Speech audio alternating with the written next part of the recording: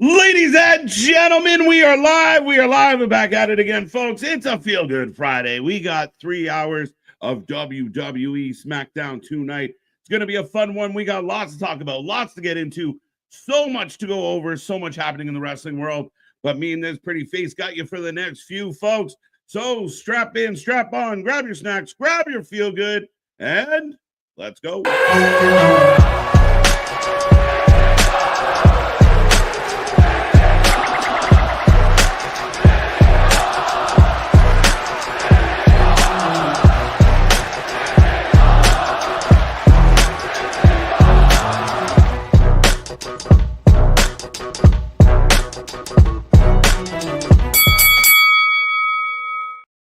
Ding, ding, ding. We are live and back at it again, folks. Thank you for being here on a Friday. It's going to be a good one. We are going to jump into SmackDown tonight. As I said, we are the Wrestling for Life Network. We are the channel that just watches more live wrestling than anybody else out there. We're about 23 minutes away from the start of the show tonight. It's going to be a good one. Lots to get into. I see that chat filling up already. Remember, we want to see triple digits in the chat tonight. But I will take a second to remind everybody, I am Mr. Everynight KJ White, the Iron Man of YouTube. That is Big Nick. Ladies and gentlemen, boys and girls, children of all ages, the Wrestling for Life Network proudly brings to you its YouTube tag stream champions of the world, the Every Night Delight, KJ White. I'm Big Nick. And yes, my guy, we got 3 hours SmackDown. We got everything popping with that. And we still had all the news that's been going on in the wrestling world, even the stuff that happened yesterday that we didn't get a chance to talk about because we had Wing in the Ring. We did have Wing in the Ring. What do you want to talk about, my guy? We can start with Wing of the Ring. If you guys haven't seen the latest episode of Wing of the Ring, it is up on our channel. Congratulations to the new King of the Wing. Mr. Anthony took us out in the Royal Rumble edition. Nick and I were tossed over the top and our feet touched the floor. And we have a new Royal Rumble winner in Anthony. But yeah, no, all in all, there's so much going on, so much to unpack. I think we can start with the fact of tonight's going to be crazy. We're building towards a ladder match between these two, Kevin Owens and Cody Rhodes. Of course, Solo going to be here tonight. What's next for Solo? Tag match. We're going to run this one back. Candice and Nia taking on Naomi and Bianca. That shall be interesting. Motor City Machine Guns taking on Los Angels. Los Lobos. How far is heaven? All right, Los Lobos. Jimmy and Carmelo were added late. And, of course, the title match, Tiffy and Bailey, where a lot of people are speculating we're going to get a little bit of Roxy. Yeah, I think that's almost feels almost all but a given. Do you think we also potentially other NXT show up? We see Lash and Jakara in the tag match with Candice, Nia, and Naomi and Bianca. No, Rumble. Say it, Rumble. Well, no, I'm not saying that they get involved in the match, like that they are in the match. I'm saying that they show up and get involved in the match. Like they potentially, since it's, I believe, a non-tag title match, that they potentially cost Bianca and Naomi the match since they're now the new number one contenders. Very possible, especially with it being not for the title. So definitely a possibility here, Nick. Again, a lot of moving parts with this one. We got 3 hours to fill tonight. And it could go. It could go either way, but yeah, definitely have them at ringside, have them come out, some type of involvement. Could work. It could work.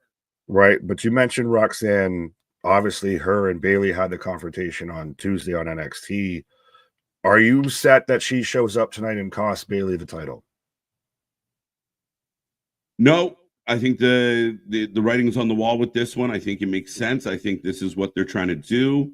And Bailey breaking Roxy into the main roster is not a bad shout at all.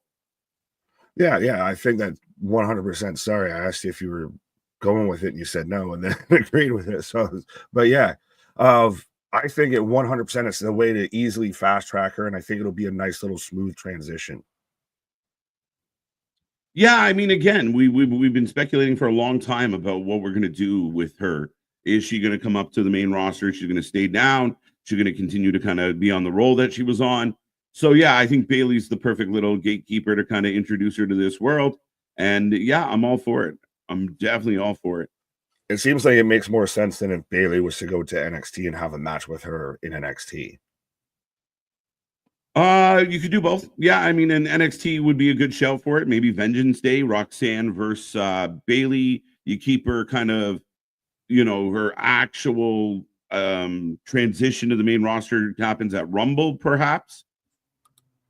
Yeah, well, I think that this would be more Roxanne shows up tonight and it does transition to they have a thing in the Rumble, and maybe that's just it moves on if they have their matches on the main roster. Like I said, to me, it doesn't make a ton of it feels Roxanne going to SmackDown feels smoother than say Bailey going to NXT to have a match with her for it. I know you could do it and everything, but I think this is her way to kind of lily pad up into the main roster. Yeah, 100%, 100%. As sorry, I'm just letting my all right. Okay, if you can see this. So Anthony just sent us a message.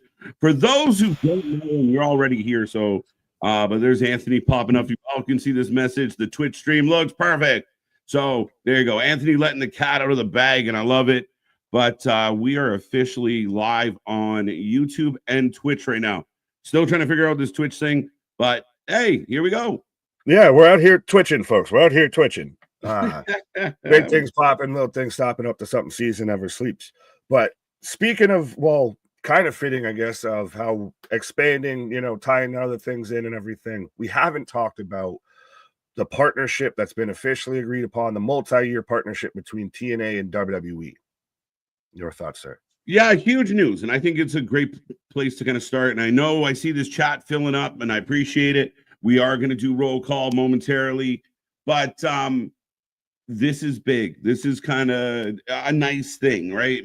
It's not just a handshake agreement. It's not this loose, yeah, we work together. No, this is locked in 5 years. People, now it's speculated. I don't know if it's been confirmed, but it's been speculated that, like, is NXT on the call out now for Genesis? Like, are they advertising actively?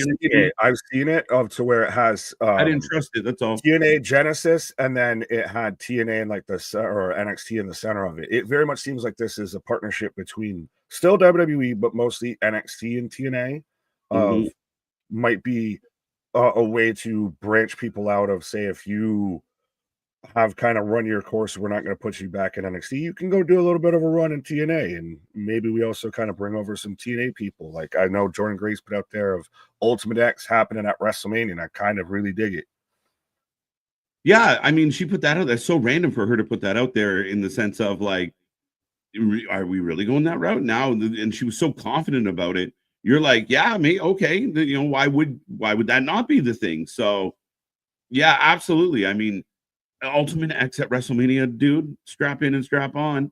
Well, you had everybody instantly out there throwing out like the dream matches that you would want to see between, this person versus that person. Like I saw people saying, so this is going to be everyone's reaction, right? When Oba's TNA champion and NXT champion.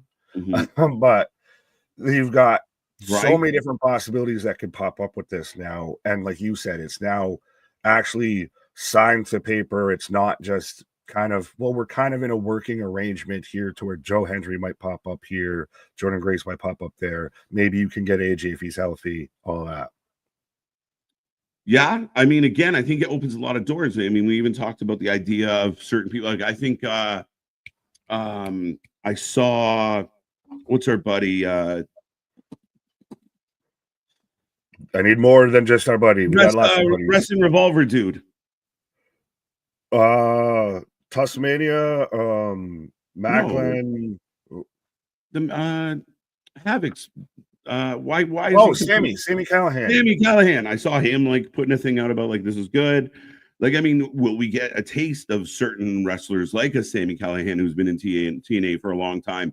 I wonder, Mike Bailey's supposed to be going to AEW. That hasn't happened yet. Where is he in all this?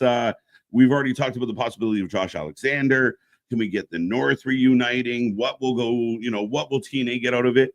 And for those who love to just piss on people's cornflakes, a lot of people have tried to sully this or tried to put their own little whiny little opinion on it. WWE has been good to TNA in this relationship. They understand why they're doing this. And don't kid yourself. I mean, a lot of wrestlers went from WWE and over there. Look what they did for Jordan Grace overnight. Made her such a name. Joe Hendry's going to get that moment. Other people are going to get that moment. This is really cool. The Hardys. Well, 100%. Well, even so many people like Xavier Woods came from TNA into WWE. You could theoretically say with AJ, like it opens very much a nice little pipeline between both companies. And I do think that we're going to get like a Worlds Collide kind of pay-per-view between the two at some point, whether it's probably going to be NXT and TNA, and they're going to do some sort of cross-promotion pay-per-view, I feel. Yeah, I've been waiting for like a Worlds Collide type thing with these two companies. I think it would be wonderful. I'm excited. Any chance we get for new content, new opportunity. TNA's been the little engine that could for so long. This is nice for them. They're starting to sell bigger venues. I mean, the only person that really shouldn't love what just happened here might be the diehard AEW fans, but the same fans out there shitting on this and criticizing TNA are the same fans that say, enjoy all the wrestling, unless it's not AEW. They don't enjoy it. Speaking of AEW, and I'll go this way, and then we can say hi to everybody in the chat. And even now, the Twitch chat, since I see MDB jumped over to Twitch and started hanging out with Anthony over there. But is this WWE's version of AEW and the New Japan deal? Is this the forbidden door that's open? Like, we know for a fact that under VKM, this would have never happened. This deal would have never taken place. We wouldn't even been close to this. So is this WWE's ultimate forbidden door of really acknowledging that there is wrestling beyond just them, of they actually put pen to paper, partnered with somebody else? Yeah, I mean, again, I think it's a little more than that, just working relationship. It's a little more official. It's a little more mainstream. You think of all the eyes that are on WWE right now. Well, a whole lot of people just heard about TNA. How many people over the last week, Nick, did we hear say, what's Lucha Underground? And go and check it out. How many people? Like, that's the impact of this kind of thing. And, pun intended maybe in this one. But yeah, I mean, at the end of the day, it's huge. It really, really helps the notoriety of TNA. TNA is trying to get on TV. And again, I mean, if we can help out a TNA in spite of someone else, maybe we will. Well, it has become a nice little feeder system, and it's like a territory unto itself, almost, I would feel, a bit for WWE. And I say that respectfully of still what TNA does in their product and everything. But we know Josh is going to WWE. We know Jordan's going to WWE. But how many people from TNA or from NXT can go over to TNA? Christ, my favorite there, the one that you always like to remind me about, of Wendy Chu, I think has been doing more of a run in TNA lately than she has in NXT. Yeah, I mean, again, and she even put out a post today, which would make you happy, of what one will show up, like the normal Wendy Chu or Sleepy Chu. They're the same. They're the same. No, I mean, again, I think time will tell on that one for sure. But ultimately, I think this is great. I think it's a good deal. I think both companies are going to benefit from it, not just one. And yeah, I mean, at the end of it all, you got to keep in mind, like, TNA has been a place for guys that didn't have anywhere to go to land pre-AEW and even through AEW, guys that, like a Brian Myers, who's had a great TNA run, Sammy Callahan, Eddie Edwards. Like, there's a lot of good names that might not have got on with one of the other two companies as much as we like them. Macklin, Chelsea Green, like Macklin, great example. Yeah, that have come through that system that are now household names. Right? I want everyone in the WWE to get a load of PCO. Pause, maybe. But yeah. Yeah, I feel like there's many a moose in Canada that might have gotten a load of PCO, but we'll move on from that. But yeah. Right. But yeah, so I mean, we're very curious, but we will get to the chat. 10 minutes, about 10 minutes, 10 and a half minutes to go before the start of SmackDown tonight. Of course, if you want to sync your channel up with our channel, we will do that at showtime to make sure we're good. But Meme Perry, welcome. Eric Isaac, what's up? What's going on? Macy appearance. Yeah, the Meta Girls could be there. Rest in peace, Bob Uecker. Just a little outside. We still quote that to this day. Right. But yeah, no T's and P's for sure. David Lynch as well. Okay. But Yeah. Roxy, you mentioned as well, Nick. Yeah. Kevin, what up? Rocco, Damien, Christian.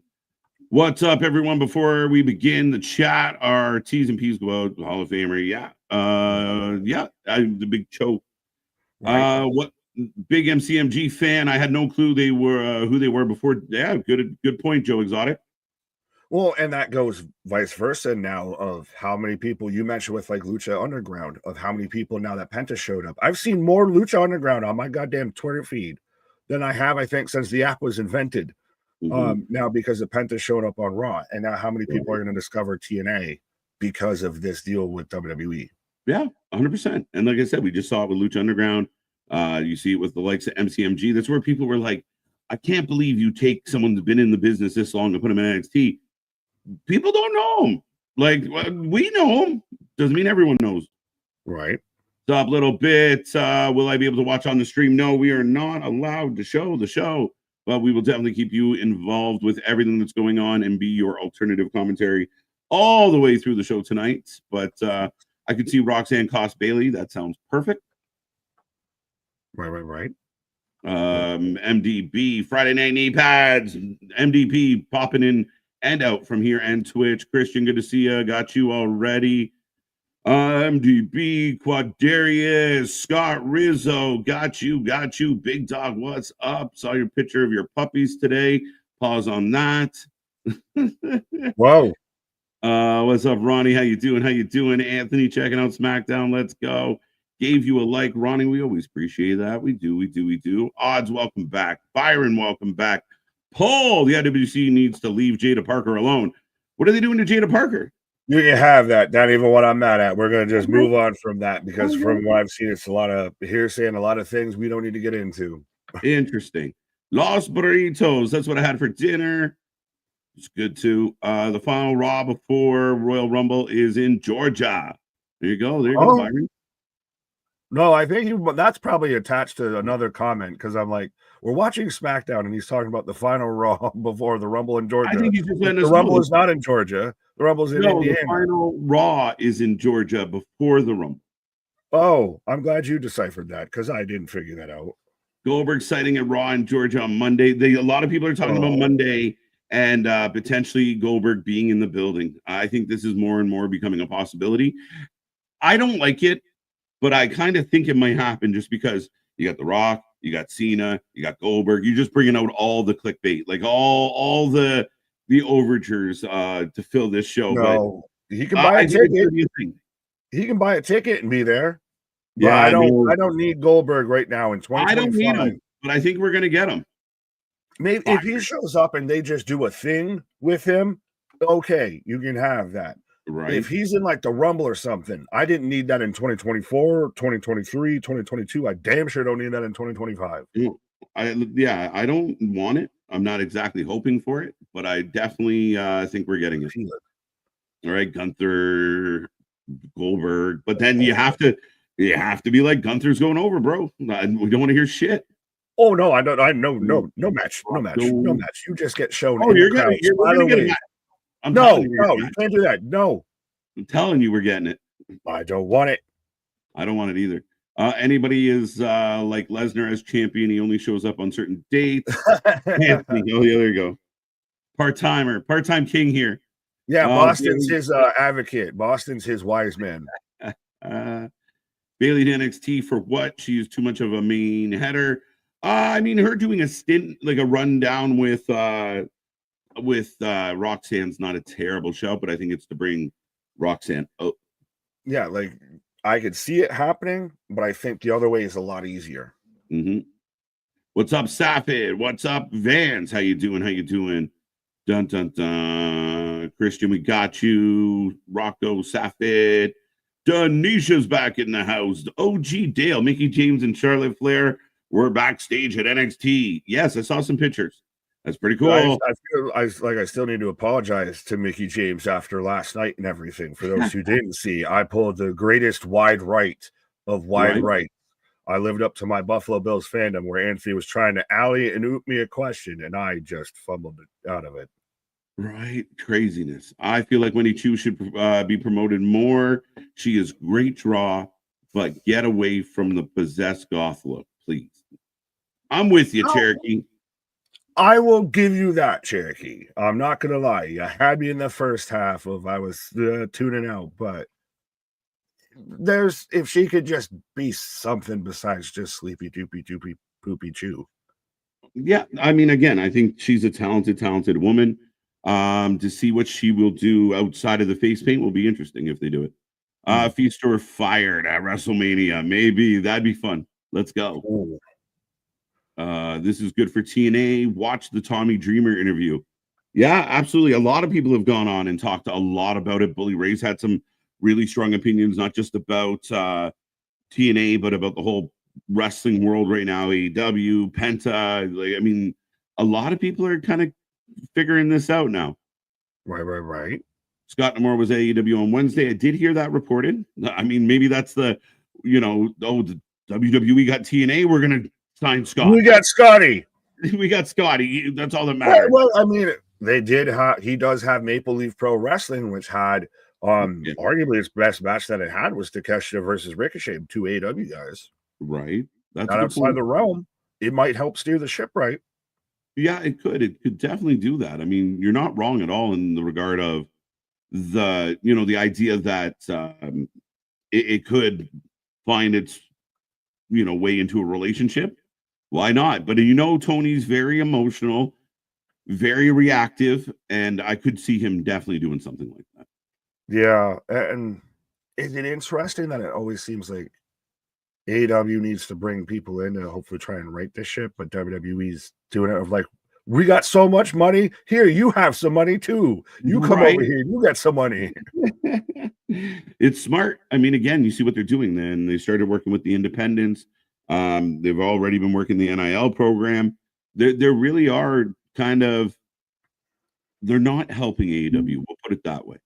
And the fans out there acting like, well, it's just guys like the new thing going around today killed me of do you really want to work with a guy like Malachi Black? Yes. Yeah, we do. Yeah, we do. Well, he's got a bad attitude. No, he had a bad boss. Good boss bring good attitude. Let's be serious. Well, it depends on the environment. You can have a bad attitude in a good environment, or you can have a good attitude in a bad environment type of deal. Right. Yeah. I mean, again, people are funny. The spins, just admit shit's not going well. Well, did you see, I guess, real quick before you say Spaz's super chat, thank you, Spaz, all so much. Did you see allegedly there's a new trademark already going around and they've already kind of attached it to Buddy, Brody, and Julia Hart. That's like Hell Dogs or something like that around there. So they're just going to abandon. They're very much. They've already. You're starting to see the wheels in motion of already. Okay. We know this man's out of here. All right. Well, I mean, they had their everyone's favorite wrestler cut a promo about how we don't need that guy. Okay, we get you. Not the way I would go about it, but we get you, Tony. We see you. Right. Speaking of seeing people, we got Spaz with a $10 super chat. What's up, Sticky Nicky and my neighbor I never knew about, and Tony? It's a good week, Tony? Question mark. Hey, it's been a very good week for Anthony. It's been a very good week for Anthony.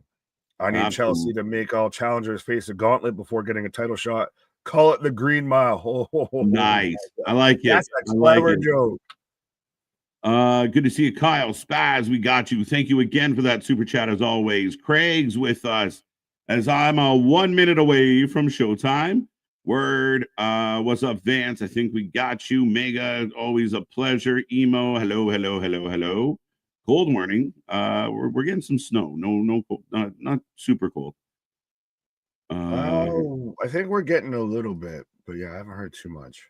Apparently, Jericho is actively pursuing a one-time pass from Tony Khan because he's got a rumble left in him. I wouldn't let him in it. I wouldn't do it. It's not worth it. It only benefits Jericho and Jericho's people. I wouldn't do it. I don't believe it. I don't. If he could try and finish, that's why if you ever listen to his shit when he left the WWE, he would talk about like the creative process, but he wouldn't specifically center out like a Vince McMahon. He was always trying to leave that door open. But he's embarrassing at this point. You ever show up at a party you weren't invited to? Because that's 100% what that would be if Chris Jericho was like, I got one Rumble left in me. No one was asking, Chris. No one was asking. Nobody. Like, what are we doing here? What are we doing? So, hashtag Sticky Nicky.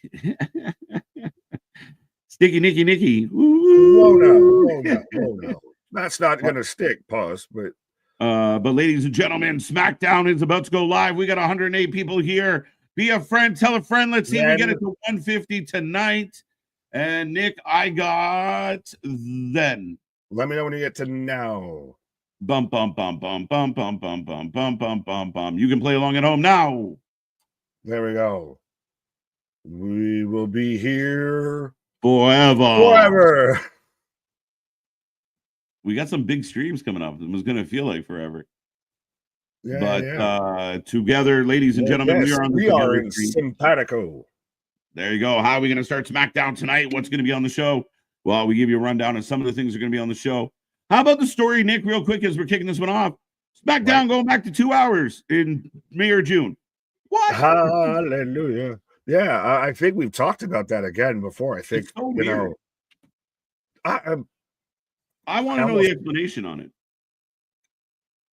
Yeah, of the reason why they went up. Oh, so we got Tessator and Wade Barrett walking through backstage out amongst the people out on the concourse. This is different. They got SmackDown commentary doing the walkout tonight. I like that this has kind of become their like gimmick. Before it was them just at ringside and everything. Yeah. This is wow. And still no Corey.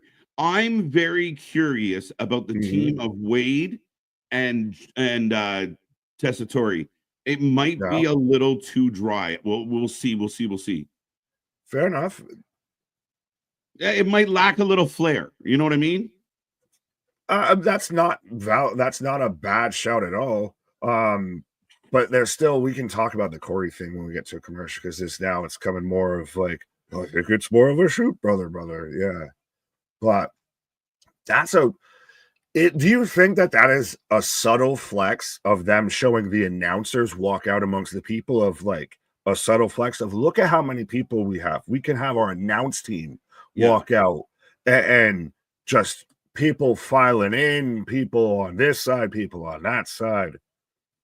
Maybe to an extent. I mean, in the sense of, it's to show it all, but I also think they're really trying to create that sports vibe, right? Like, like that's part of it. I think they go hand in hand. Yeah, one of the things is like, look how packed this fucking building is. Look how good it looks. Also, but you're coming in. It's a different take altogether, a different vibe. So, yeah, well, I mean, to be honest, though, I don't know. Well, when it comes to like football for us Americans and everything, you don't see exactly Tony Romo and Jim Nantz getting to the fucking commentary booth, walking through the crowd and everything like that. That's not a sportsy common thing. I think that's more of a flex, Right. As we're opening the show with Ray. Well, of course, in San Diego, booyaka, 619. Right. Let's go. Coming out in street clothes. Right.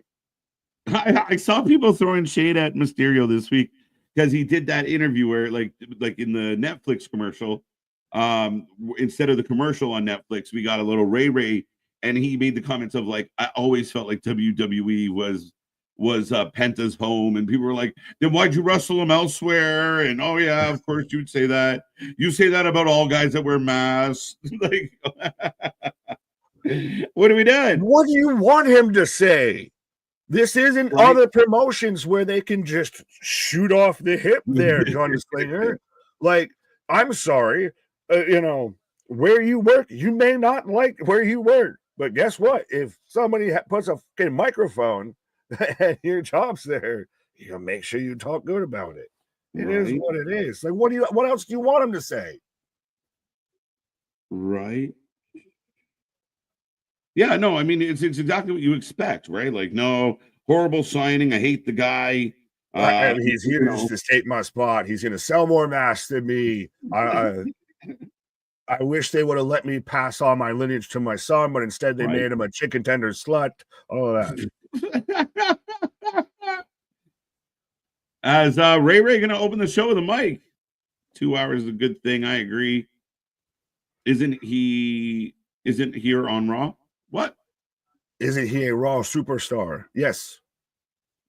Yeah. Transfer portal. We just screw it. The Wyatts might show Bro, up tonight. It's been a thing. It's been I don't know when they're gonna actually solidify who's on who's on first and what's on second. Yeah, I think we're gonna play loosey goosey until about WrestleMania.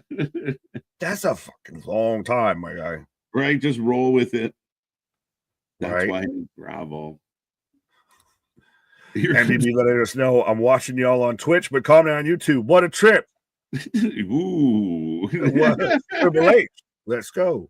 I just pictured MDB Bake being like, my mind is blown. I'm fine with it. But Jason, what up? Yes, shout out anybody we did miss in the chat. We do have the super chats, the super stickers as well. And I guess I don't know, what is it? Bits, subs you can gift or whatever on Twitch. We got to learn the new lingo, my guy. We got to be hip to the square. I know nothing about Twitch right now. I'm literally looking at it, and there's just so many things I could push. I have no idea. Like, I want to many bits and bobbles, and I want to tell people we're live, but I don't even know how to do that at the moment.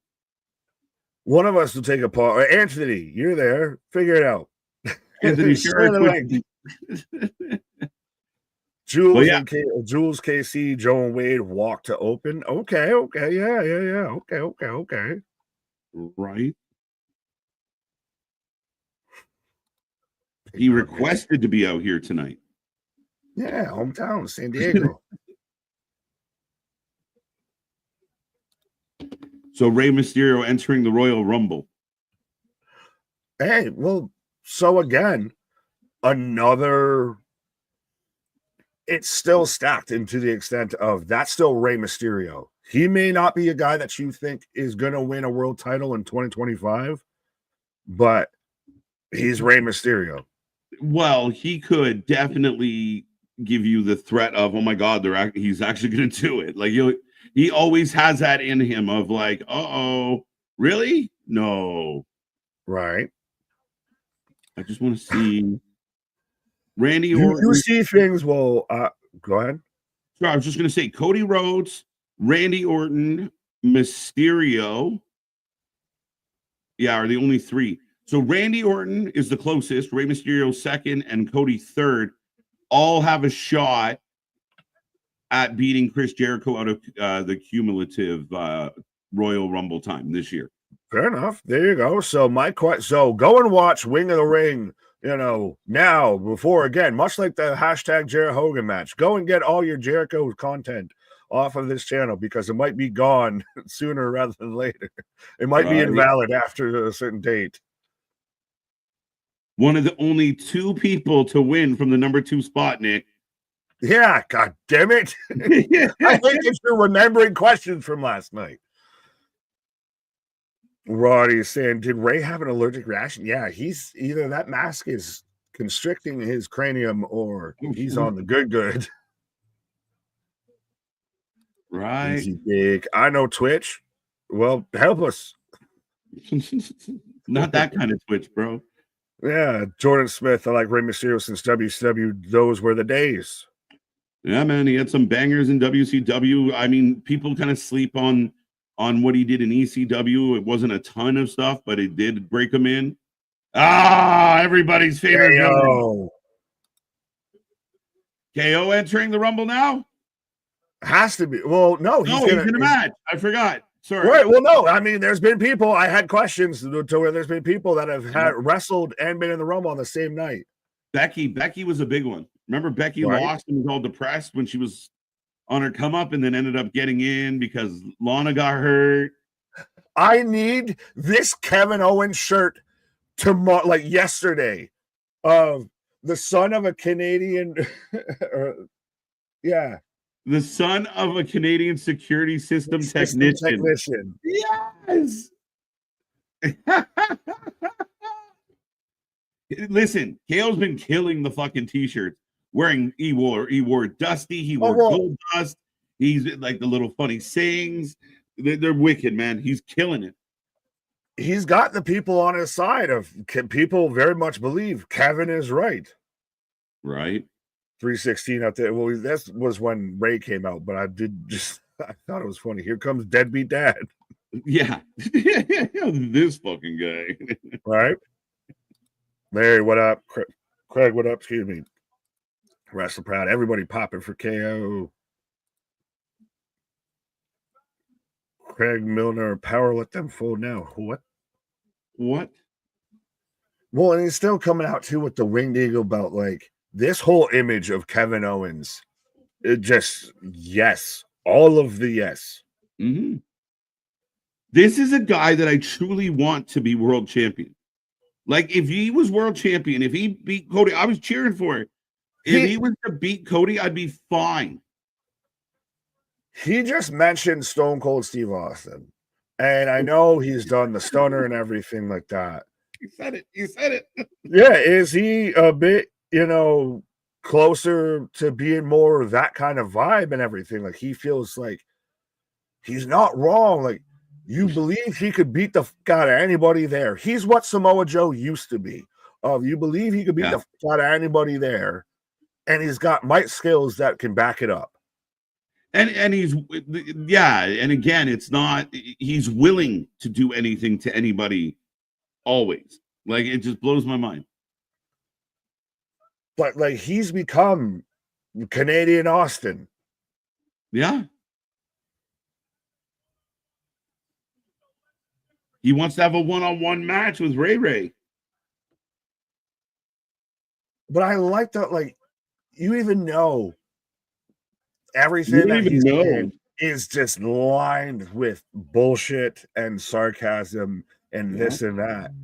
But it still comes off as genuine and just the timing of there's nothing I'd want more. Yeah, 100%.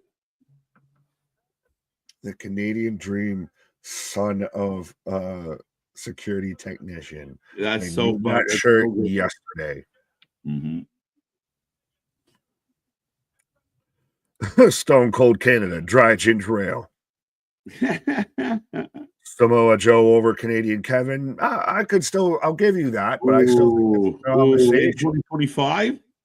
No, not in 2025. Overall is what I was looking at. It's an overall, 2025, no. I don't know. KO's had a couple world titles that Joe hasn't had. But in 2025, I take Kevin. Right. Emo, I was Big Nick to be world heavyweight champion. What? Vitamins doing are you how? I wish upon a star. Anyway. Wrestling for Life has better shirts than Kevin Owens.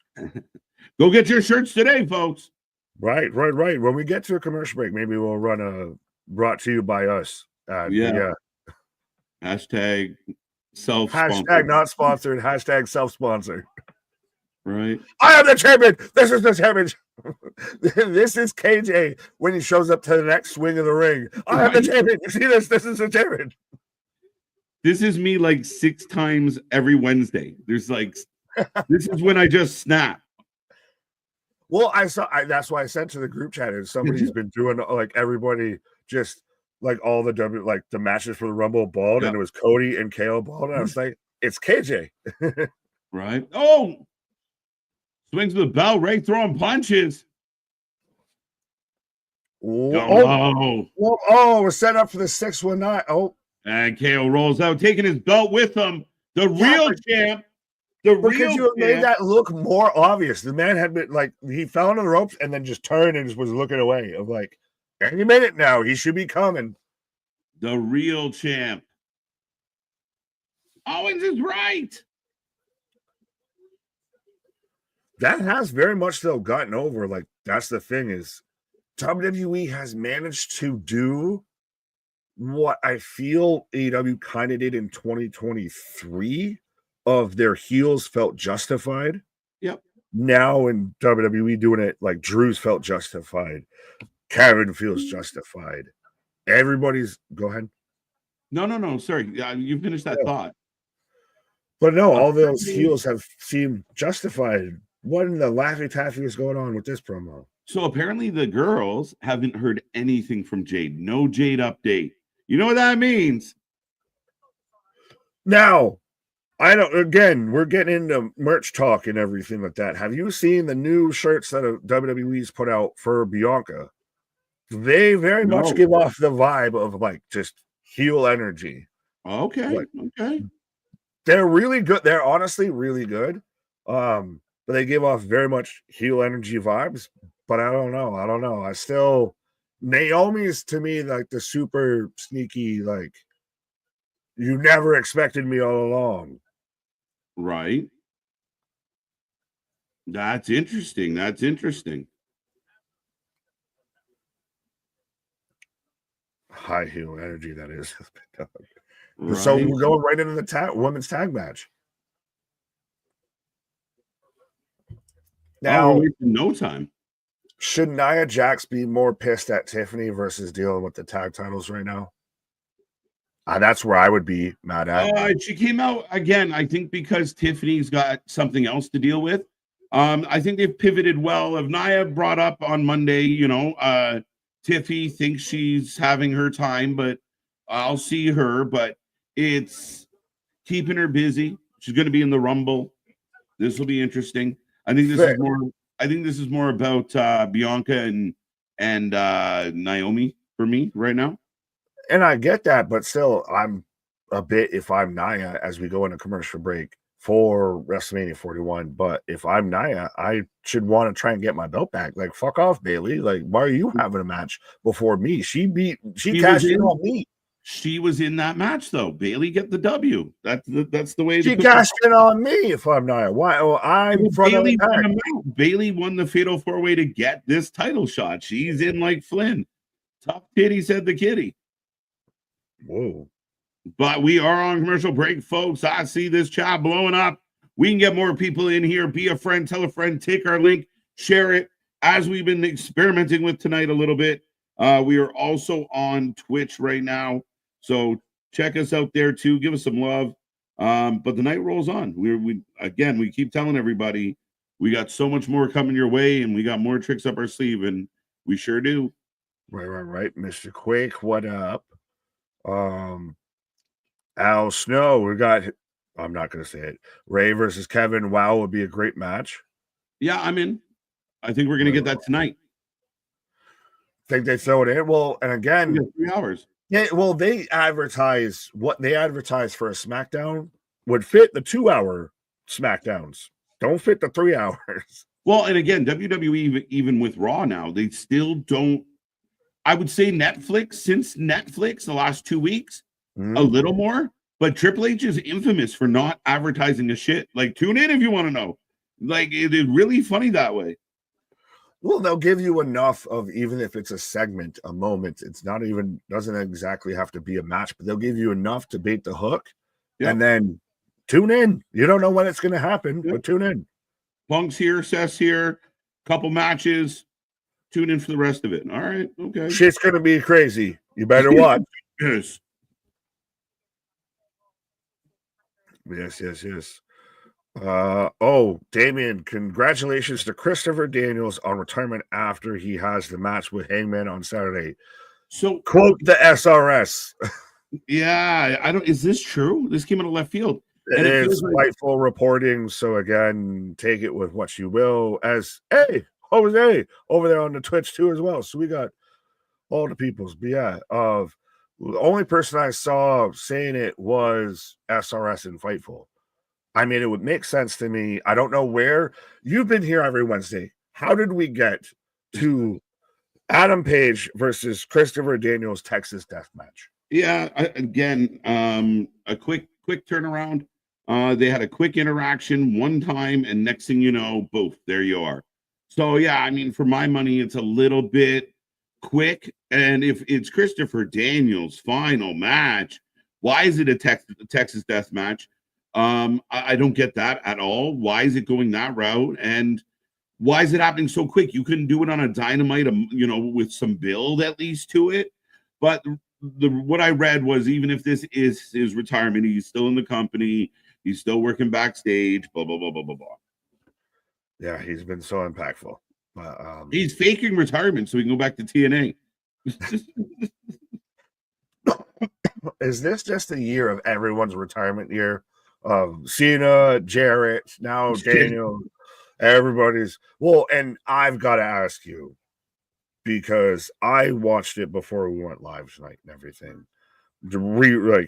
Made sure I watched specifically that segment between MJF and Jeff Jarrett. Right? Is it as bad as I think it is? It's bad. I mean, what's happening right now with Jeff Jarrett, MJF, it just doesn't land. And they're going for the obvious stuff, like to bring up Kurt Angle, to bring up, obvious to smarks like us, though. Your regular viewers have no idea what you're talking about. And MJF doesn't. Oh. Ray talking to Aldis, and then why is Cody half dressed? Did Cody just brandy in that closet with him? What is going on? There ain't nothing wrong with right. What is happening? I just want you to heal up and get well. What? So I think you are right. If we're gonna get Ray versus KO tonight. Nick Aldis just threw that out there. Greg gave him his wish. So it will be Ray versus KO tonight. Bonus. Oh, he was with the doctor. I wonder if he's a big tipper. Right, yeah. What? I've been to some doctor visits and everything before. I never come out looking like that. I never come out looking like I'm walking, bow-legged through a saloon of guess what I just did in there.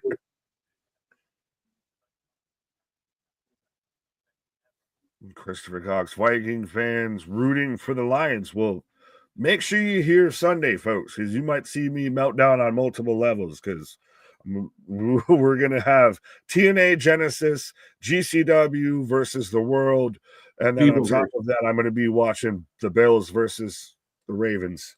Yeah. But yeah, we're here for 3 shows. Well, 2 shows and Nick's 2 shows. I added a third because I'm glad for punishment. Right. Nick Aldis going to tell a story. Do keep in mind, folks, as we're getting closer and closer. But our annual Super Bowl party's coming up. We will be here live. Bring all the vitamins, feel good, snacks, drinks, whatever you got. Join us for the Super Bowl. Should we do football Ring of the Ring during halftime? Just brief edition. I'm just throwing on a football edition. I don't know. All right, we'll go back and forth. You ask me a football question, I'll ask you a hockey question. There we go. We'll see who's. I'm like, wait, what? I was just improv, just off the top, my guy. Because I got Naomi coming. Well, Naomi's entrance, but Bianca's coming out. I'll agree to football, CFL only. Who are the Toronto Argonauts? I think do we still have a team, right? They won it this year. I was just going to say the only Argonaut player or the only CFL player I know is Ricky Williams, because he went there because too many vitamins in the NFL. Right. Doug Flutie is like the GOAT. Yeah, that too. He's the GOAT. He's Kurt Warner. Kurt Warner did well. I've got 3. I can't feel the team yet, but I got 3. The Rock. Yeah, because he had a historic career. Right. Who's the there was an offensive lineman. Oh, Christ almighty. I know there was one. There was one. No, but he's like, I think he's currently playing right now. Fair enough. Calgary Hitmen is a hockey team. One of the best jerseys ever. He hate me, Rod Smart. Well, that's the XFL, which again, we had an XFL thing for a minute, but then the XFL only ran for a minute. Yeah. We tried, and then they didn't do so well. We didn't do so well. They didn't do so well. As I will put a poll up, being that I haven't done that yet, but let me know who you're taking in the chat. Are you taking Nia and Candy, or are you taking Naomi and Belair? Right. Yeah, Christopher Cox reminding everyone that Hitmen are a WHL hockey team. Yes, they are. who, according to when you play EA NHL, they have some sick uniforms. But beyond that, yeah. They have amazing unis.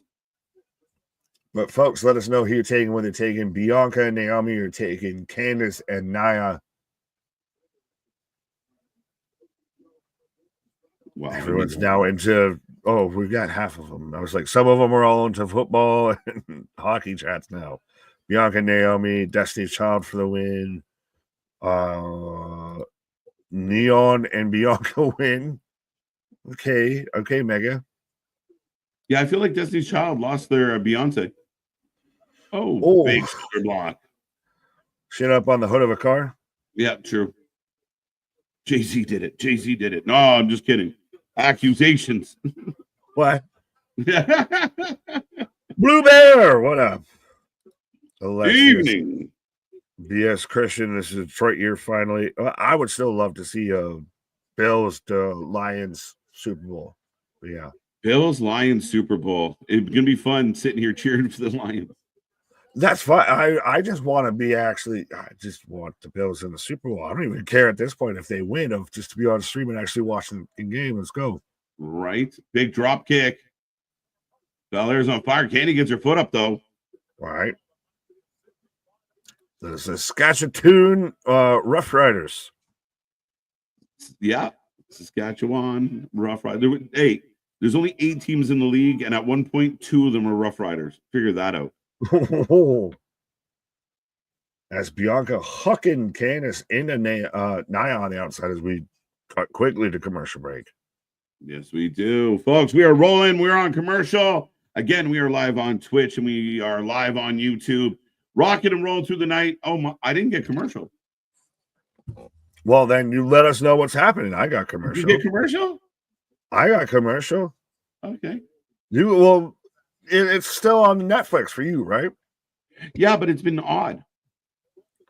Do tell. Like the first somebody made me laugh in the chat, but the first commercial went to that video clip thing of just the slideshow. Oh, yeah, no, I'm in full-blown commercial and everything like that. I'm still USA Network here. Why break the Bill streak? Exactly. The Scarborough 69ers. Yeah, no. They did, yeah, that wouldn't be a good situation. They were disbanded. Yeah, they never existed, but that's adorable. Fair enough. Ravens, Bills, and Knicks. Oh my, what? Yeah. AR1, I love you that you're watching us, but I'm rooting against your team like a motherfucker right now. Well, they're using the hair as a whip on Nia right now. Technically should be a DQ. Well, no, it's part of the body. It's like a Gunther slap. I just tape a gun to my arm and I can use it. Well, that you don't grow a gun. You grow hair. You gotta grow a gun, KJ. You're right. Can you grow a gun out of your arm? Are you a mutant, Xavier? Boston, what? I just quickly, I like this from Emo of, if Kermit the Frog, Patrick Mahomes wins the Super Bowl again, I will riot. That's anyone but the Chiefs at this point. If the Bills lose, anyone but the Chiefs. If the Chiefs win, we riot. Right. I just like watching Mahomes melt down. It's one of the most unthreatening things I've ever seen in my life. Well, it's like Brady when he had the meltdown. It's the same kind of vibe of same energy of you are not threatening at all. Are you crying, bro? Are you crying, bro? There's no crying in football. Right. The Hamilton Ticats.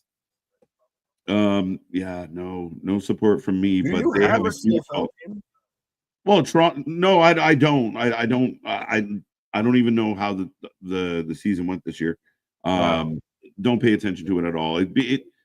There was times where it's been hot and real kind of interesting. It's tapered off for me completely.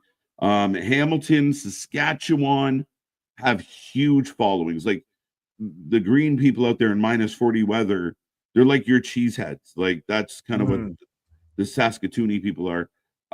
There's people in Canada right now mad at me.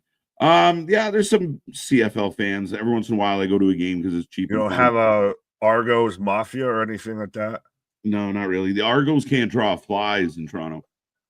Well, you got to compete with the Blue Jays and the Leafs and the Raptors. Right.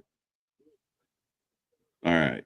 I'm just saying the only people hating on WWE, NXT, TNA, I pulled that off, Globo Jim, are Mud Show, Cultists, Recycle, Old Ghosts of Vince, Talking Points, also Genesis Preview, and this nice transition, Spaz. Thank you for the super chat. But yes, we will find out again as early as Genesis this Sunday. We will be live, and we'll see how the NXT plays into it, and we'll see what this relationship is.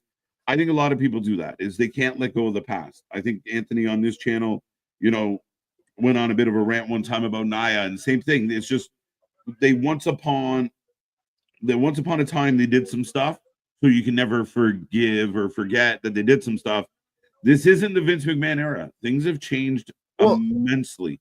That's honestly probably the best way to describe it, as I've got Nia throwing Naomi into the barricade as Candice with Bianca in the ring. But it's the once uponing, 1-2, schoolboy for a 2 count. But yeah, it's the once uponing in wrestling. Like, cool, move past that. Once upon a time, right. But get to the end. And I feel like people get hung up on that, even when they're describing like the good, like the comparisons of like, but AEW has way better matches, but WWE's more this, more that. I think a lot of it is passe opinion. You're not watching the current product to really kind of go, okay, this is what's happening and this is what's happening. It's just kind of rinse and repeat. Most of the people not even watching anyway. Oh, well, there's a whole conversation we can have about a certain thing that AEW is doing. But I'll say that for a commercial.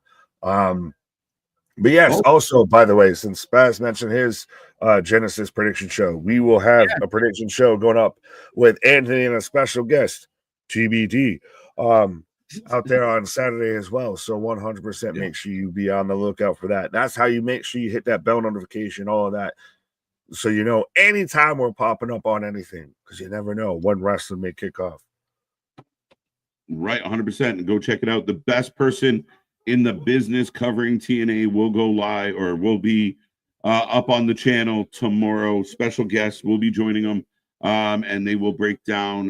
But go give our man Spaz some love. Huge supporter. And again, technically supporting local from my side of the coin. He's just walking down the street and handing you like a $10 bill. Right. What's going on? Oh, Naomi jumping in. X Factor. One and nine, just confessing everything going on. He needs to let it out right now. Hell, I admit it. I love wrestling. You came to the right place, my guy. Right. Yeah, see, Jose, that was brave, Gordon. I'm proud of you. We're the wrestling AA meeting right now of we're all wrestling marks, and we just embrace that shit. Oh, split leg moonsault. Candy with the save. Oh, Candice breaks it up.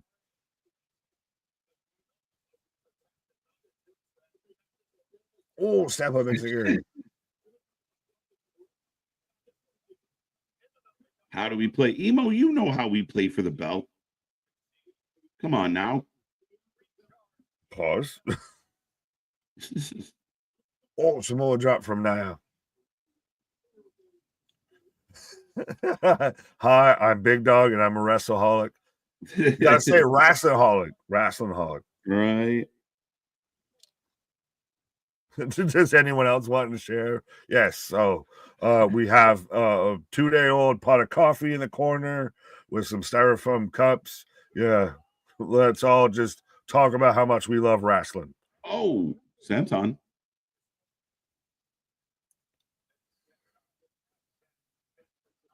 Are you getting used to the blue canvas? I'm fine with it. I like that we got a blue canvas, we got the black canvas, and then we got the silver or whatever, grayish. I like that every show has a completely unique vibe. Fair, but it's still growing on me of like I've seen just the regular blank gray canvas for so long that I'm like, take the carpet out here. Like, right? What are we Looks doing? like they're wrestling on a pool table. Yeah. Bianca Belair, corner pocket. Oh, speaking of corner pocket, Candy. Right. Well played. Oh, bit of a sloppy spine buster. Springboard moonsault. Naya. Oh, nice job on Candy. And you could even tell, though, with the way Bianca was looking on the pin, she was looking straight at Nia the whole time to know the timing on that. But yeah, right. This is very much, I just scratched the cue ball into the corner here a little bit. Clothesline. Down goes, Bubba Bomb. 1, 2. And there you go. Naomi gets the pin. And that's going to be interesting, though, too, because I think about it of now Naomi starts getting all the pins. Again, and this could go either way. If it's Naomi's getting the pin because she's getting the push to be heel, or, right. Bianca's going to get mad. She's getting all the pins and she's getting all the wins. Right. Wrestling holics unite. I like that.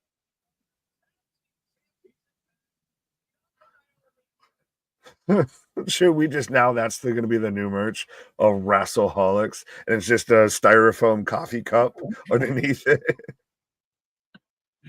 with our logo etched into it. Exactly, on the side of the coffee mug. Right. A little styrofoam. Yeah, but now which pinfall would you rather take? The stupid sexy Rhea pin or the booty flex Naomi pin? I think if I ended up in the booty flex pin, I wouldn't get back up. I'd be stuck forever. So, yeah. Right. But, yeah, so added tonight, Rey Mysterio versus Kevin Owens. We've still got Jimmy Uso versus Carmelo Hayes as we're going to commercial break. I'm getting an ad for Elimination Chamber live in Toronto. And John Cena's been a huge focus of this. SmackDown is coming right before Elimination Chamber does, right? To Toronto. But it's crazy. It's crazy. If we don't see Wrestling for Life Network signs at the SmackDown in Toronto, right, I'm fighting the nation of Canada. Right. We can't play back very hard right now. We're broken. We're broken. But yeah. Oh, that being said, let's have a word from our sponsors while we're on commercial break. As soon as I find that button.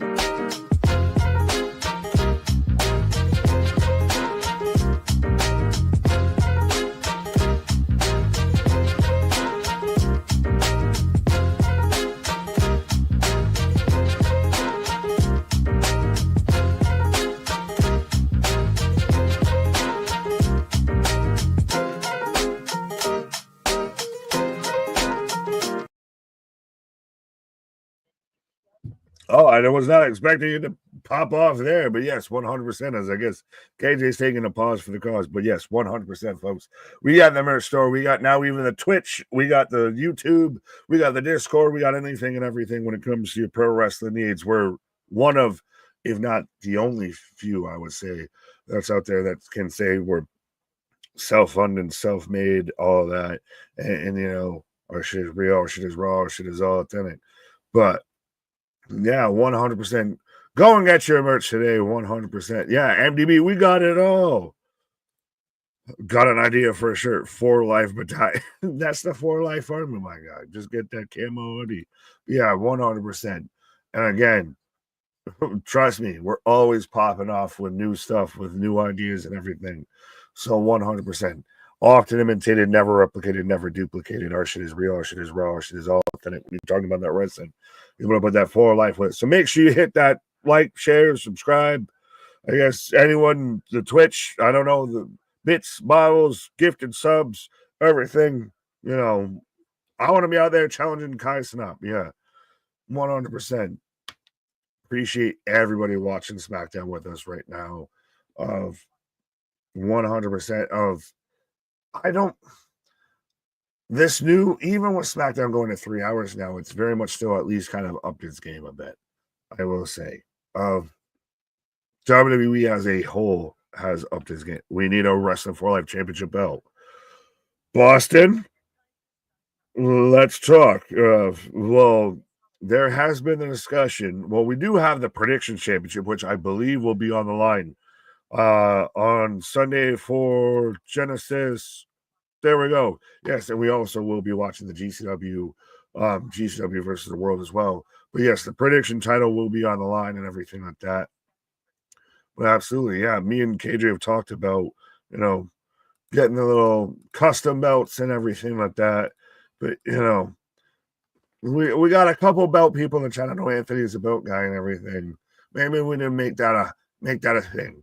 Again, it's even next Thursday. We're gonna be here live for TNA as it's live streaming for the first time in about 8 years that it's actually TNA's been live. So 100%. Y'all ask for it. And the more vocal you get, the more we'll try and deliver. We gotta try that route. The cost of something. Yeah. Let me know when you. Fair enough, Boston. You do you, boo boo. As Bailey out here with Saxton. Bigging up.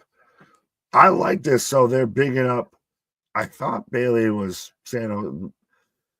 I thought it was she's from San Jose. I guess she's from San Diego, but she big ups the 49ers and everything. She's just, a Cali girl and all that. But they're very much bigging up Bailey taking on Tiffany for the world title tonight, and they're bigging it up of that it's in her neck of the woods. So it feels and screams all the more to me. You can get someone like a Roxanne Perez that's going to screw her over and cost her. And Tiffany can go on to what everyone's now realizing, what we've been saying of her versus Charlotte. And then Bailey can move on to her versus Roxanne and kind of lily pad again Roxanne into the main roster.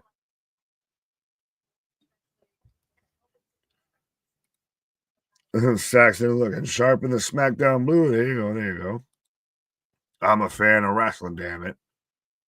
Wrestling for Life Championship belt should be in the image of the Winged Eagle belt, Boston. That's it again. It's all on personal takes and all on customizations. I'll leave it. Again, we've said this, and again, slight ad here, but if you go to any sort of live wrestling show, whether you're at the SmackDown, whether you go to NXT, whether you go to a local indie show, what have you, and you bring a Wrestling for Life Network sign and can show us proof that you brought it there and everything, we'll send you a t-shirt. So 100%, be creative with it. If you want to sit there and order out there, a custom Wrestling for Life title and everything, be amazing to see what you want to go with it. But yeah, it's still real to me, damn it. As I got Mitchin and B-Fab chatting it out, which B-Fab out there using all the socials and everything to really help get herself over. Oh, Piper Secret Security, top flight security in the world, Craig. Gordon, what up?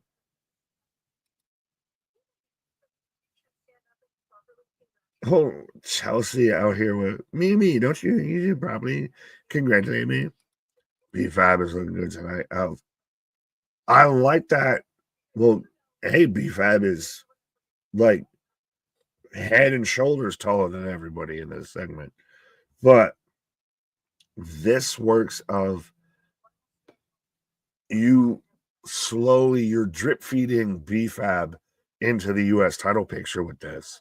Of now you're really capitalizing on her personality.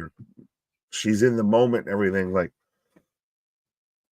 certain smart mark wrestling fans, everything, B-Fab is not winning and everything. Or is it a tag match? Oh, yeah. So we're setting up Piper versus B-Fab. God damn, Jimmy. I need the Jimmy outfit right now with this. That's a hell of a skin jersey. Granted, I wish it didn't have like the leathery, reflective shit like a kid trash bag and all of that. But yes. Jimmy Uso is now in your city.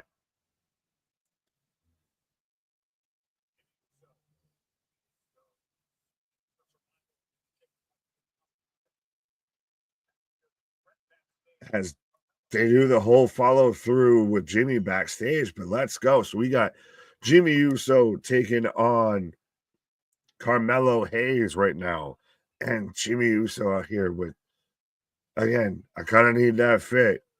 If I just didn't, if the didn't, if it didn't look like it was made out of leather, I'd be down with it fully. But yeah, Daniel Barry Sports Highlights Cage is going to be bad. He didn't get to say that name. I'm sure he'll click on you after when he pops in. Happy Friday, everyone. What up, what up, what up? Boston popping up in the Twitch as well. Again, reminding everybody we do have the Twitch. We just soft launching in here, pause. And we do also have the YouTube as I'm in commercial break right now. Jimmy for the win. Jimmy got A+ music. Yeah. Jimmy Uso and one's tribal chief. Like the custom, Roman Reigns world undisputed universal championship and everything, whatever version it was that they did. Like those two together kind of go hard. They slap. Oh yeah, real to me too. There you go. MDB BFAB is always looking good. Well, and again, I like that of you subtly drop her into it. There was nothing felt shoehorned, nothing felt forced with that. Everything felt like it makes sense and almost kind of helps put her a bit more on that level. Yeah, hashtag soft launch. Jimmy for the win, but I am in commercial break right now, folks. Roll to Jada Parker making things up about Naomi and Jay. What? I've seen so much going on lately, it feels, with the whole Jada Parker thing on Twitter and all of that, that I am very much questioned at times the IWC as needs to be done. Okay, so I randomly, side note, I just had a makeup commercial about painting your face for football and everything. But yes, I will remind everybody again, we are the Wrestling for Life Network. We do this for anything and everything when it comes to pro wrestling. But yes, how you feeling right now about Friday Night Smackdown? We're almost in the first hour. How are you feeling? Like, do you want it to stay 3 hours? Did you like to move to 3 hours? Are you happy to go back to the 2 hours? How you feel? Like, was the first big kind of Smackdown on USA Network, kind of its peak, and how does it stack up now that we're getting what will be kind of your regular weekly Smackdown, much like we got with Raw? Christian, it better be spiked. What? Love 3 hours. Smoke vitamins for 3 hours. I think y'all just, all right. So I ask this: if y'all weren't listening to us for 3 hours, everything, how you feel? I'll give you that. But MDB 2.5 hours would be great. Well, that's why I didn't mind Monday Night Raw out there hit the 2.5 hour mark, which everyone initially was reporting. Oh, but Penta went long, so we had to cut things and all that. And then we all found out it was all bullshit. Yeah. If you think about it, Tiff has more title defenses than Rhea. 316. I appreciate game recognized game of you just stay filled with the haterade, my guy.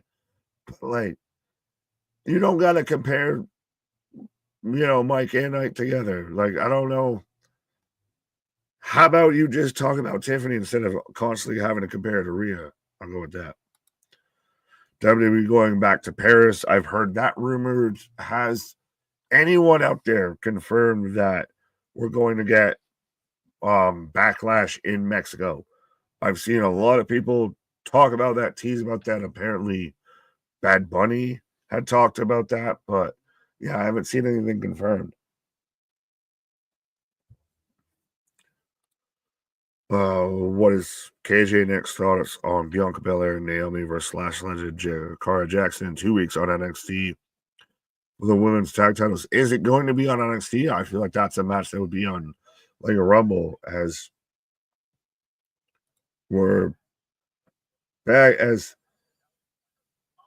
they keep cutting to this one shot of this little gondola thing in San Antonio, hyping up Saturday night's main event next Saturday in San Antonio, which we'll be here live for, because of course we're here covering live wrestling more than anybody else out there. Trust me, at times we're having to not talk about shows because we're focusing on all the shows. Yeah. Steven Smith, Jimmy Uso for the win. Jay Briscoe, rest in peace. Oh, I always feel a little weird when it comes to that. Shout out Soffit and all that, but it's just one of those like, I get the anniversary of somebody's past. Like, I do on one hand, yes, celebrate their memory and everything. It's just always, it's just like it's a remembrance of stuck. So it's Oh, good timing, KJ. Thanks, you got that. Well, you're him. He is him. Him has risen. Him is here. Carmelo Hayes is coming out, and KJ is near. I don't know. I tried to make it rhyme. I tried to make it work. Himiny Cricket in the house. Yeah, Himiny Smith. Jimi Hendrix. Yeah. It seems like. But how you feeling now? Carmelo Hayes coming out here. We've got him versus Jimmy, and Jimmy's very much more the over babyface. Yeah, Jimmy's over. The fans like him. They're booing Carmelo right now as Carmelo cuts a promo on the way to the ring. Right. I think this is good for Jimmy. I mean, Jay's doing his thing. I don't think we're in a rush to put Jay and Jimmy back together, especially because Jimmy's so hot right now. Jay's so hot right now. I think this is a little more coming off a couple injuries of Jimmy's time. Get a few solid wins, get involved in some stuff, maybe go after a U.S. title at some point. Like Jimmy versus Nakamura will probably get some traction. Do you think that 2025 could be a year for Jimmy Uso like it was for Jey Uso? It could be. If he stays healthy and now you give him some favorable booking, yeah, it really could be. Right. Well, and now this man took Carmelo's sunglasses, started at the robot. Like he's got a thing. Like he's always kind of felt like a little bit of like off Jey Uso. Well, now that we've seen what Jey Uso is, but Jimmy's still got a thing. Bear, what up? Hey, KJ and Big Nick. Sup, y'all? Just wondering, with how UFC use actual band tracks for entrances, do you think WWE will follow suit, as some of the music WWE produce is very generic? I hope so. Yeah. I mean, I'll go with you on the hope part. I think so. We know how important Triple H felt about music, like what he did with Motorhead. His entrances always banged. He understood the importance of a good entrance. And I think the rumors were they were parting ways with Def Rebel. If they haven't already officially done so, I think there's a hope. And we're seeing wrestlers come in. Cody got to keep his music. Punk, they got, his music. So there's hope. Well, and shout out of Christ, now I'm gonna forget who makes Punk's music. I'm gonna be a terrible nerd, but yeah.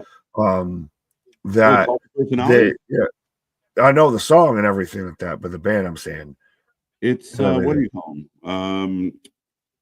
Right. Yeah. But I'm saying how they re-recorded it specifically for when like Punk showed up in WWE. So they got all of the rights, and they got everything pretty much for them to that. Living Color. I've seen people even say, what? Living Color. There we go. Thank you. Yeah. I've seen people even say that they did the WWE TNA deal just so they could get the music back of like, we could get Motor City Machine Guns coming out to the actual theme now. As Jimmy going through the second rope, we get a Tope Uso and go to a commercial break, folks. But yeah, I mean, again, I think the music is important. I think entrances are important. And I'm hoping for a little bit of change. I mean, it's funny going through like the Royal Rumble season, and we just did Royal Rumble trivia. You go back to some of the older Royal Rumbles, you knew you didn't have to see who was coming out; you could hear who was coming out. And then as you got later, like in the into the late 2010s, early 2020s, you started losing that. Like your music would come on, you'd be like, "Oh, you." Right. Well, and that's just been an issue with wrestling as a whole and everything. Of even, it's one of those things that I was actually going to ask about it because again, it's one of the most notorious Rumble moments of to where, we don't expect this man to be back ready and everything. Number 30 hits, and you start to hear, do, Right. do, do, do, Yeah. and the whole ring stops and turns and looks at the entrance ramp and everything. Mhm. Now at this point, what name a promotion respectfully, and you're kind of just looking at the entrance ramp to figure out who it is. 100%. I mean, and we've seen that a few times. And again, like with some of the older stuff, I mean, again, we got iconic ones like Taker that you'll never forget, but even generic guys, like the minute you heard their music, you were like, oh, okay, that's somebody, you know? Right. But Carmelo Hayes is in control of Jimmy, folks, as this match rolls on. I am in commercial, so I guess I'm going to go and try and find my theme music. Right. Naka has good music. I like what they've done, the revamp of Naka's music with the new gimmick, the new vibe, the new energy. I think it works. I think it's solid. I do enjoy it. Ultimately, it fits his new gimmick, his new character. It works really well. It works really, really well.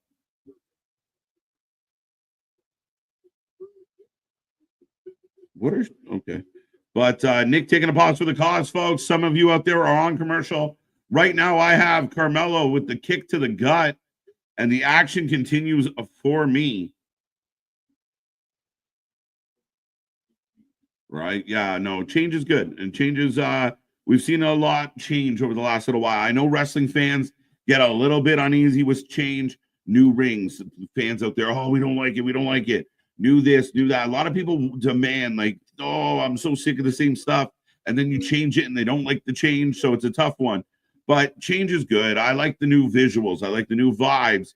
Even with AEW lately, the smaller venues feel better. They're brighter. There's a lot of good things happening on like a production side of the business. Oh yeah, killer. People have lost the art of presentation in wrestling for the most part. In a lot of cases, yeah. And I think that's one thing that's I feel like MDB, it's getting better in the WWE over the last while. Again, if you think back to what Triple H had as a performer, I think a lot of that bleeds into him as a manager. So yeah, I mean, we talk about it with some of the companies out there, maybe the one we watch on Wednesdays, but there's a lot, I think, a lot more uniqueness happening in WWE. Like you have the LA Knights, the Shinsuke, different vibes, different music, different. Everyone's presented well. Sammy's got to sing along. Seth's got to sing along. Everybody sings Punk's song. Like there's all of it. Now we see like a guy like Oba coming up, and the fans are starting to woof. You got the barking with Braun Breaker. Getting that presentation down pat and getting the fans involved, huge. Europe trip late March, let's go. I'm not sure what that is the answer to. Thought Penta's presentation was good, but the track was a bit flat for me. Bear, you're not wrong, buddy. MCMG have an amazing entrance, good look, good vibe, and I just think they got generic metal song number 6. So that's a bit of the issue there. Oh, Uso missing. Carmelo gets out of the way. DDT, springboard style. Don't turn your back on the Wolf Pack. AKJ White and Big Nick. Did you see Sami Zayn got in a fight at New York Knicks game? I did not see that. I'd be very curious. A little bit of campiness is necessary. 100%. And there's always places for, I mean, again, like going back through wrestling history, you always had times for, Mick Foley was campy in chunks of his career. the Hurricane. You know, we had the Right to Censor, the Ho Train. There's always types for that playful kind of fun side of wrestling. As long as the main event comes to serious times, there's always room. Look at all the, you know, the shit that got over. Socko got over, for Christ's sake.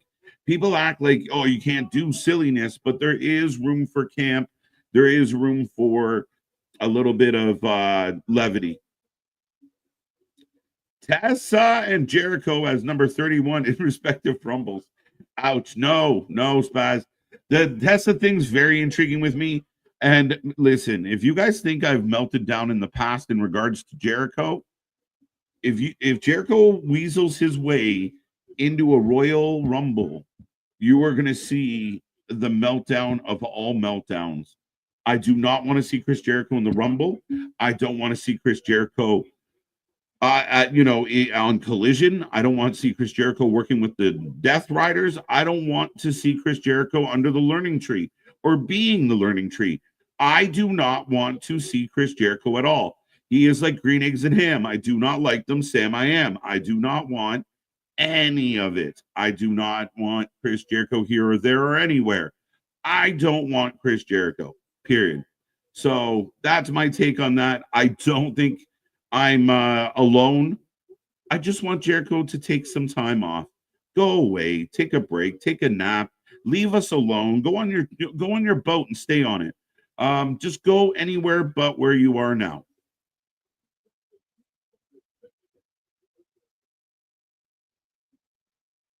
Just look at Impact at the Warriors entrance. Oh no, again, one of the best ever. Again, he did blow himself out, but 1, 2, 2, 2 on the Samoan drop. Exactly, Jose. Picking up what I'm putting down. Step by step. Dead man walking. Big pop up Samoan drop for 2 count. Seth even had a little bit of campiness. Seth is over the top attire when he's really pushing that uber baby face, and he gets a little bit campy. Sometimes I think that's part of why people don't love Cody Rhodes, is he's so straight, he's so polished. And again, I think when he did that press the media scrum with Jay and the Yee, and I've had a few drinks. Yeah, we're that's where we kind of get over, and you see a little more looseness to all of it. Games I've always liked. My favorite heel team, the Midnight Express. Going back, Christopher. Hey, ho, Jericho. Facts. I don't know how to get this message any clearer. I do not like. I don't like it. I just don't like it. It's bad. Big super kick by Jimmy. Carmelo gets his head popped off. 2. This is turning out to be a hell of a match, folks. No, I don't think so. I think Jericho is so in tight with Tony. I think it would hurt Tony's feelings if he did. And I don't think the WWE wants Jericho. If WWE is paying attention, they do not need or want Jericho. Jericho's ego might tell him, oh yeah, I'm a shoo-in. Like, if I want to go to the Rumble, I'm at the Rumble.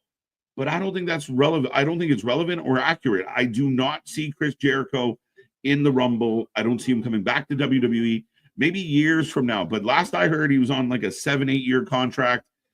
He's not going to leave Tony Khan. He is wedged way too far in Tony Khan's ass to leave Tony Khan's side. But did I mention this match is cooking? Jimmy going up. Now we got company.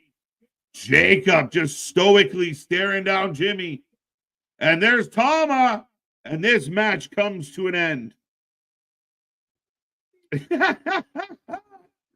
Tony. Comment of the night so far, my guy. So you're saying there's a chance.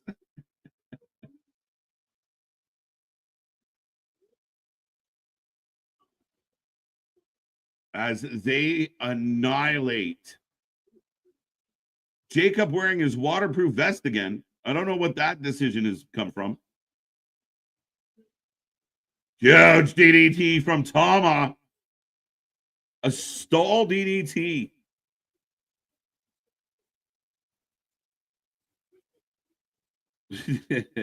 That'd be funny.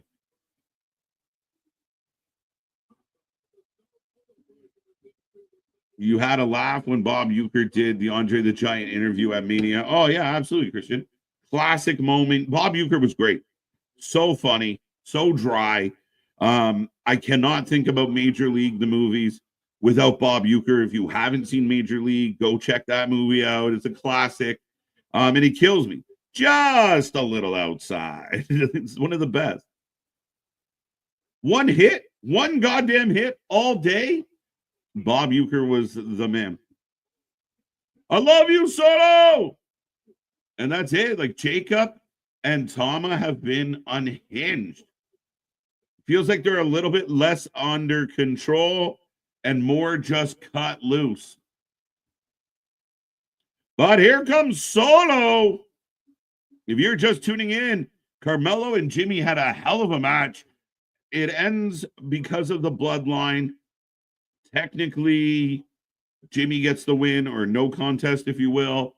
And Solo out here looking like Suge Sokoa. I love you, Solo. Willie Mays Hayes. Shit, I got cut already? I love that. Nice catch. Don't ever fucking do it again. You guys have me up here quoting Major League all night. Who are these guys? Boss Monsters specifically. Oh, are we going back to quotes? Who are these guys? I haven't heard of half of them. This one here is dead. Cross him off the list then. Anyway, back to the action. Solo coming out to the ring. Jacob in the center. Tama doing his yeah. Speaking of yeah.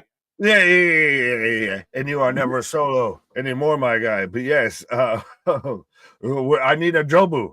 I can hit the curveball.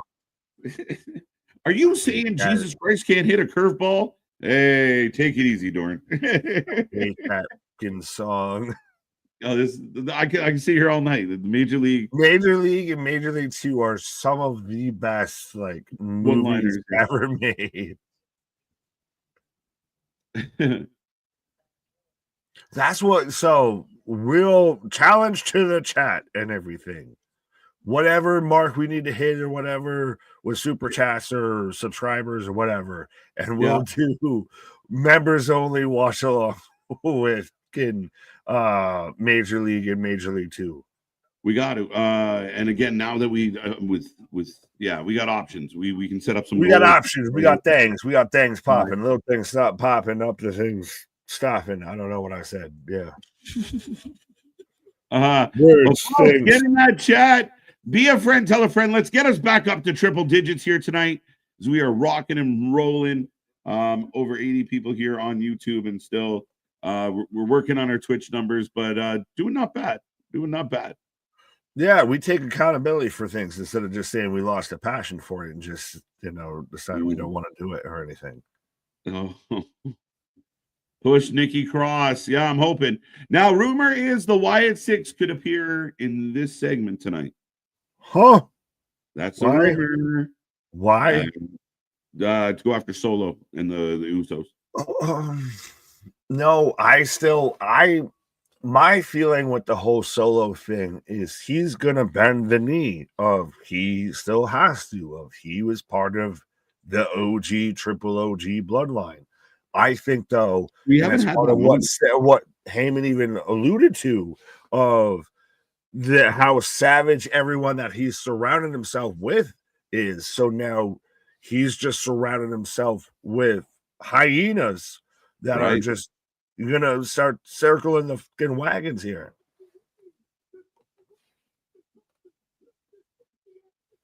Wow. Jacob says you shut your mouth and listen to Solo, or we'll leave the same way the Chargers left this dusty ass city. Whoa. Isn't Jacob from that area? Well, everyone just you're from California. You're all lumped together. Same thing of being from New York. It's the same thing of you're from New York. It's just you're from New York City, right? Now we're back from commercial, I believe. Yes. So I've just got I cut right to Jacob handing Solo the microphone in all of the Suge Knight crushed velvet suit glory. During the commercial, for those who didn't see it, Jacob tells the crowd to shut up. And if they don't shut up, the Bloodline's going to leave just like the Chargers left. And they're just booing the shit out of all three of them. Yeah. It's the best. Yeah. I love it. I think Tom is unbelievable. It makes me. Oh, I saw Camacho the other day. It's so crazy to me to think about. Mic drop. Walk off. Jacket off. Right. But it's going to everybody that forgets about just throws the jacket over his shoulder and Jacob's pissed. This is interesting because Jacob and Tom are kind of like, yo, bro, what up with this? Yeah, shout out the man wearing the Antonio Gates jersey. Yeah. But Solo Sikoa walking out.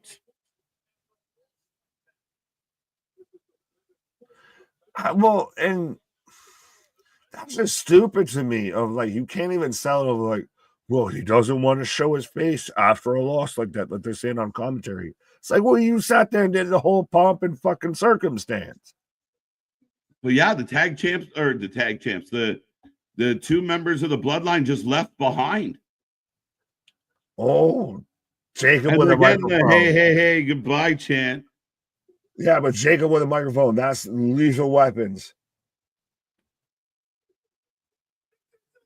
This is it, huh?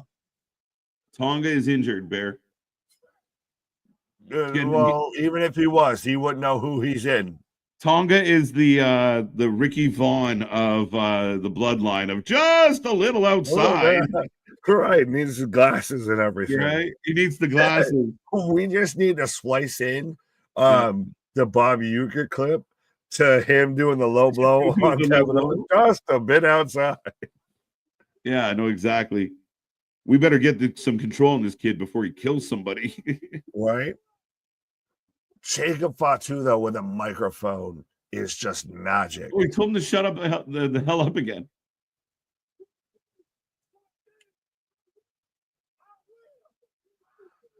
What?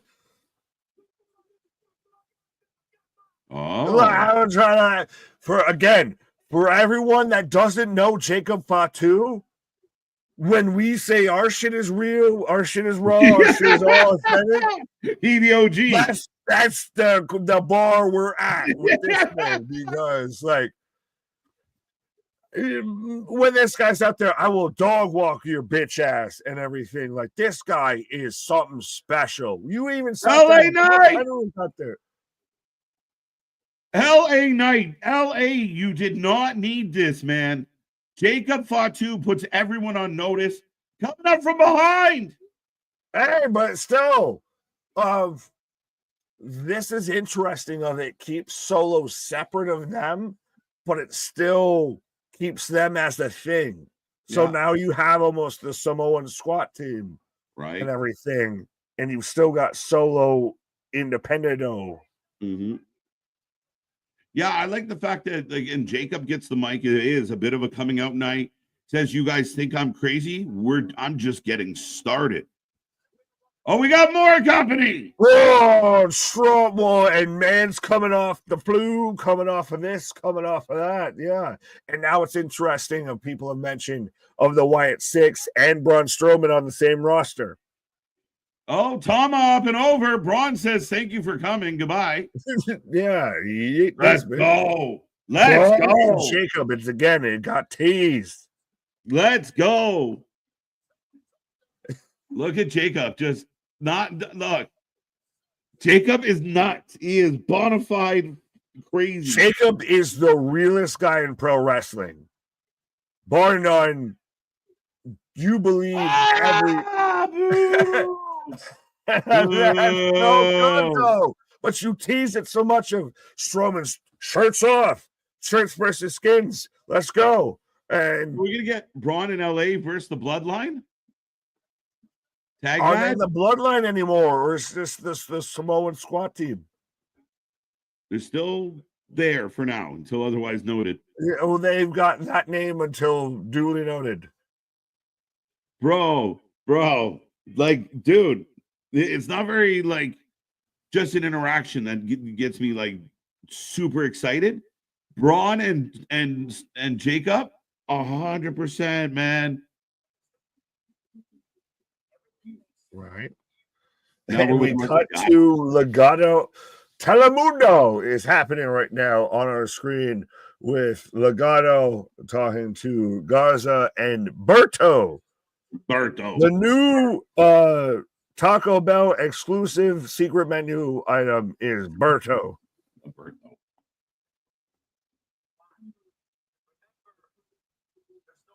I liked it. I don't like Escobar Sans facial hair and everything. Like I don't like clean shaven.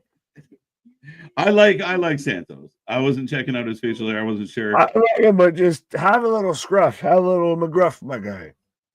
Right, Jacob Fatu. I acknowledge my tribal chief, Jacob Fatu. Man, he looked good, Nick. He looked good, and like he is the guy. Like a big man like Braun would walk into the bar, and Jacob be like, "I'll take him." Like he don't fuck around. He don't back down.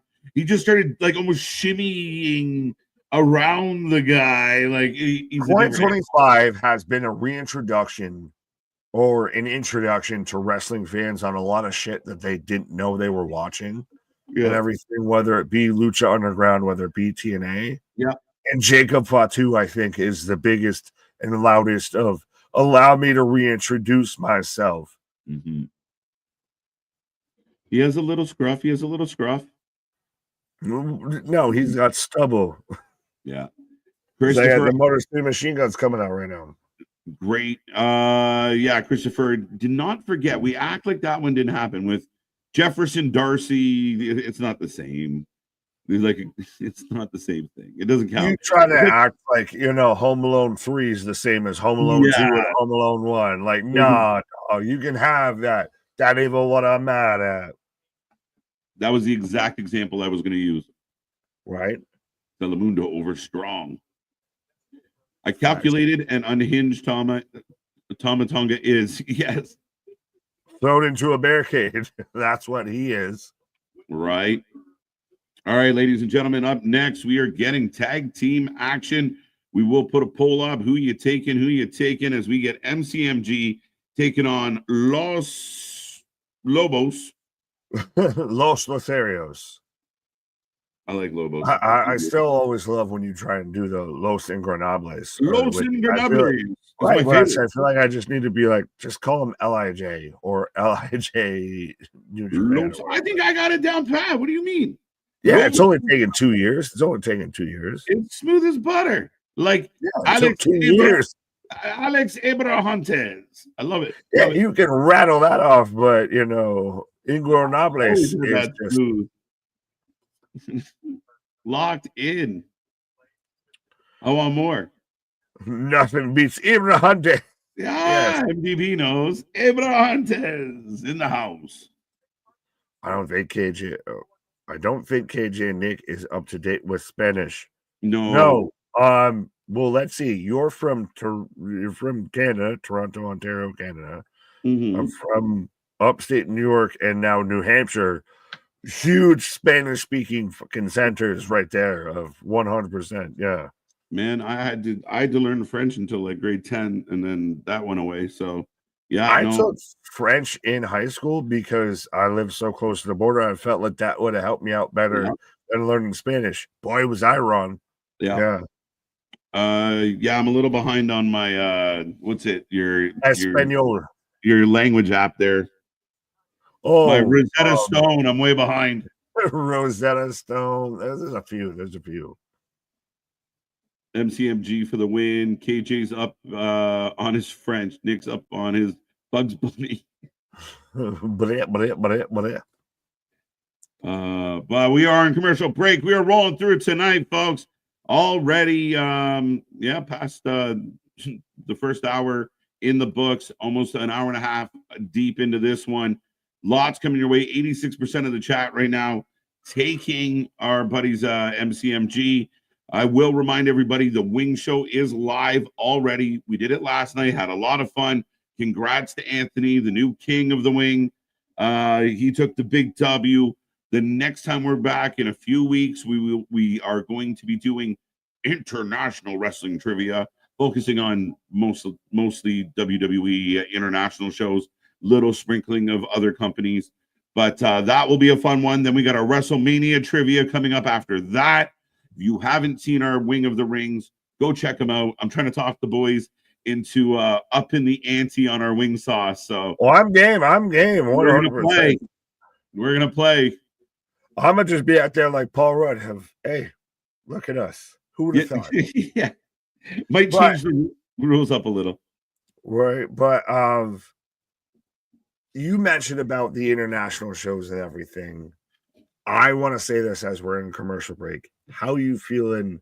Grand Slam, Australia, kind of initially paid off, like set up like it's going to be a pay-per-view, but Grand Slam's always been a TV show. It's going back to a TV show. All the controversy. How you feeling? You're Mr. Wednesday Night. Very surprising because generally Tony doesn't back down from things, and maybe there has been a bit of I don't know if it did Shad sit him down. It doesn't seem like Shad does much of that. But did someone like look at Tony and say, listen, we got to start being a little more realistic. You're a great guy, but things aren't going the way you think they are. I don't know what changed, but this was supposed to be a big event. And then all of a sudden now it's a collision. It's up against basketball. It's up against WWE. It's up against stuff. Like it's again, pre-taped 18 hours prior. So you're going all the way to Australia, not even live. Like, again, to me, this is another example of the horses all the way ahead of the cart. And Tony can't, or the cart all the way ahead of the horses. And Tony can't really get a grasp because he's trying to do so much. He's like the kid that jumps in the deep end but can't swim. Like, you were doing good. Just stay in your depth. Right, as I got Signs of the Nights. I don't want to talk over anything. Don't want to talk over to me, it is such a public blunder and everything of you initially set it up to what's going to be a pay-per-view and you're going to set it to this arena and everything. Oh, but we can't fill this arena, so we've got to go to a smaller venue. Right. And everybody, oh, well, Grand Slam's always been a TV thing. Yeah, but they made sure to not specify this was going to be a TV thing, especially with being, international. And they very much charged people showing up pay-per-view prices. And now everybody that bought tickets to go to that show bought tickets around that venue that now have to go 45 minutes down the road, etc., to another venue. Like, you have just compounded fuck up upon compounding fuck up. 100%. As here comes Legado del Fantasma with Electra from the block. Yeah. I don't know what block she lives on, but I'd like to see what the housing rates are like. How you doing? How you doing?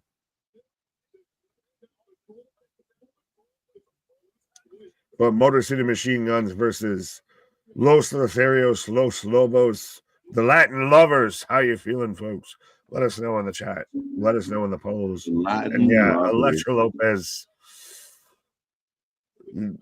How you doing? I need to see you and Natty, both in those skin tight tires. Right. Imagine this team: B-Fab and Jade Carhill. I could see why you would think that would be couldn't hurt. Well, no, I think they would hurt because I don't know which one you think is the better wrestler. We don't know. I mean, both on par, both pretty. Yeah, subpar, both subpar. Yeah, I don't know about subpar, but they'll be all right. B-Fab getting a little more love under Triple H, which is interesting and nice. Yeah. Now AJ Francis and Swerve Strickland and just can sit there and do it. Should have been me. Right? It should have been me. Listen, and I think a lot of people have talked about this as of late. But if you are a person, and I mean, I'll throw this at you next commercial, actually. But if you're a person in AEW and you're not thrilled with how things are, You see what Penta did. You saw what Jade has done. Saw what Cody Rhodes has done. I mean, you start thinking, maybe that place isn't so bad. The Oh, old well, that's been the like story that. as of late of that story's Yeah. bubbled up of we won't name names and no source will, but it's become the thing that's bubbled up, especially today, of like, hey, there's a chunk of the AW roster that's not happy with where they're at, that can see somebody like Penta go over there, and I bet you I can at least come close to that. Yeah. Right. You think we're MJF? Like, do you think MJF thought, shit, man, maybe when I was a free agent, I should have reconsidered? Who But regrets their tattoo more, Cody with the neck tattoo or MJF with the it's calf still Cody. tattoo? It's still Cody. Yeah, that's so public. But Yeah. All the AEW fans were like, he got an ankle tattoo. He's never leaving. I'm like, his boot covers the his tattoo. boot will cover that real quick. That's the thing. Cody's, you're fucked. Like, you could have done a bicep tattoo, anything. But it's his brand, so I mean, he's never gonna really hate it. His brand is trashy American of just neck tattoo. What his brand is. Like, I want to be cool. He is the Mountain Dew of fucking world champions. Of neck tattoo in America. What's up with Fuego? Is he in Ring of Honor? Fuego doesn't work in the company anymore. But Fuego was working for us last night, Frank. Go check out Wing of the Ring. We need to actually, that would be a hell of a fucking get. And we need to make that happen if we get Fuego del Sol to talk about Fuego on mediating Wing of the Ring and everything. Do we need to get to where we get special guest hosts and everything? Right? Yeah, well, one day. Well, I think we can make that one day, a new day. What? Right. No regrets. No regrets. No regrets. That was me. No regrets. As Los Lotharios in control going into commercial break, folks. Can we watch it? Not only sound. No, we can't. We can only give you the rundown of what's happening, my friend. Yes, it's this thing called copyrights. Trust me. And they're strict. Oh, yeah, trust me. Anthony sat there in 4K and 8K, excuse me, put out there my fucking mess up with Mickey James and everything, and I had to sit there and fight the copyright laws. It's like, this is WWE footage. Right. Alex Shelley is the best, says Roll Tide. Motor City Machine Guns #1. Frank, I was on yesterday. You forgot I saw the big field goal miss with Nick. Fair enough. Well, 100%. And when it comes to the Wing of the Rings and all of that, we still try and get as many people as we can. But yeah, appreciate you, my guy. Did I just? I don't know what you are thinking. Okay, we're good. Keep going. Okay, you do you, boo boo. Meet us in the next realm. Lindsay Dorado has returned to NXT house show tonight. Oh, what? Lindsay Dorado? Okay. Good for him. I think he was hurt. When was NXT having house shows? But wait. Oh, Lindsay Dorado. Wait, that can't be right. I think he was trying to say Lindsay Dorado and just Lindsay Dorado. Right? Is she Motor City Machine Guns over the Bucks? I'll let you have that one for if you want. No, that's pretty spot on. The Bucks are overrated, and I don't get it. So you're good. There you go. Well, Roddy, letting everybody know, hit that like button. We're at 84 people watching us live on the tubes of you. I'm refreshing, but we are at 139 likes on the tubes of you. So again, let's see if we can balance it out. Let's have 100 watching us live and 100 likes plus on the stream 100%. As again, it's the goddamn wings are just apparently eroding my voice here tonight. You'll be all right. You'll be all right. KJ over there, fat finger buns. What? NXT has house shows all the time. I did not know. I was not aware. Yeah, they do. They do the occasional house show. That's where they when they were talking about bringing back Nikita Lyons. We knew because she did the house show. Fair. Again, they don't do a lot of them, but again, they do smaller ones. Again, it's all about gaining experience. The one thing I lied. One of the things that TK really has to understand is developing his talent and getting them in the ring for reps. It's only going to help them. You even have good wrestlers. Look how bad Dax and fucking Jericho looked. And I know we can say whatever we want, but when you wrestle once in a blue fucking moon and you're just living the high life in between, you produce shit like you did with that. It is just the most of we've never like somehow been in a ring together, even though we work in the same company. Like Ramsburg's out there can sell the belt shot, but doesn't call it the belt shot, by the way. Yeah, no, it's absolutely fucking ridiculous. Right.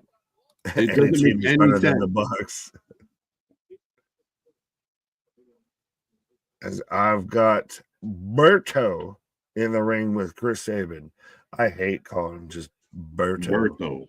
It's not even a name. They're not a full name. It sounds like when you burp after eating Taco Bell. I had a Berto. Oh, I had a Berto. In a blink of an eye. But we got 3 men down right now. Sabin trying to get that tag. Rolls to it. Here comes Shelly. Berto does a twirl for no reason. Well, how long till we get an actual, like, do you think that they stay singles run or tag run, I should say, with Motor City Machine Guns, or do we get towards singles runs? Oh, I don't think they're anywhere near a singles run at all in the WWE. Like, not anywhere close. Fair enough. Yeah, I don't even think that's yeah, no, I mean, yeah, we're just trying to build this tag team division. They just got here. They're working towards getting their titles back. That to me will end up being the priority. Dragon screw from Sabin on the one knee, and then dragon screw from Shelly on the other here.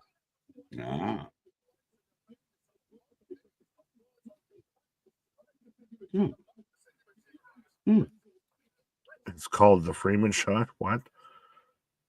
Christopher, I don't know what you said.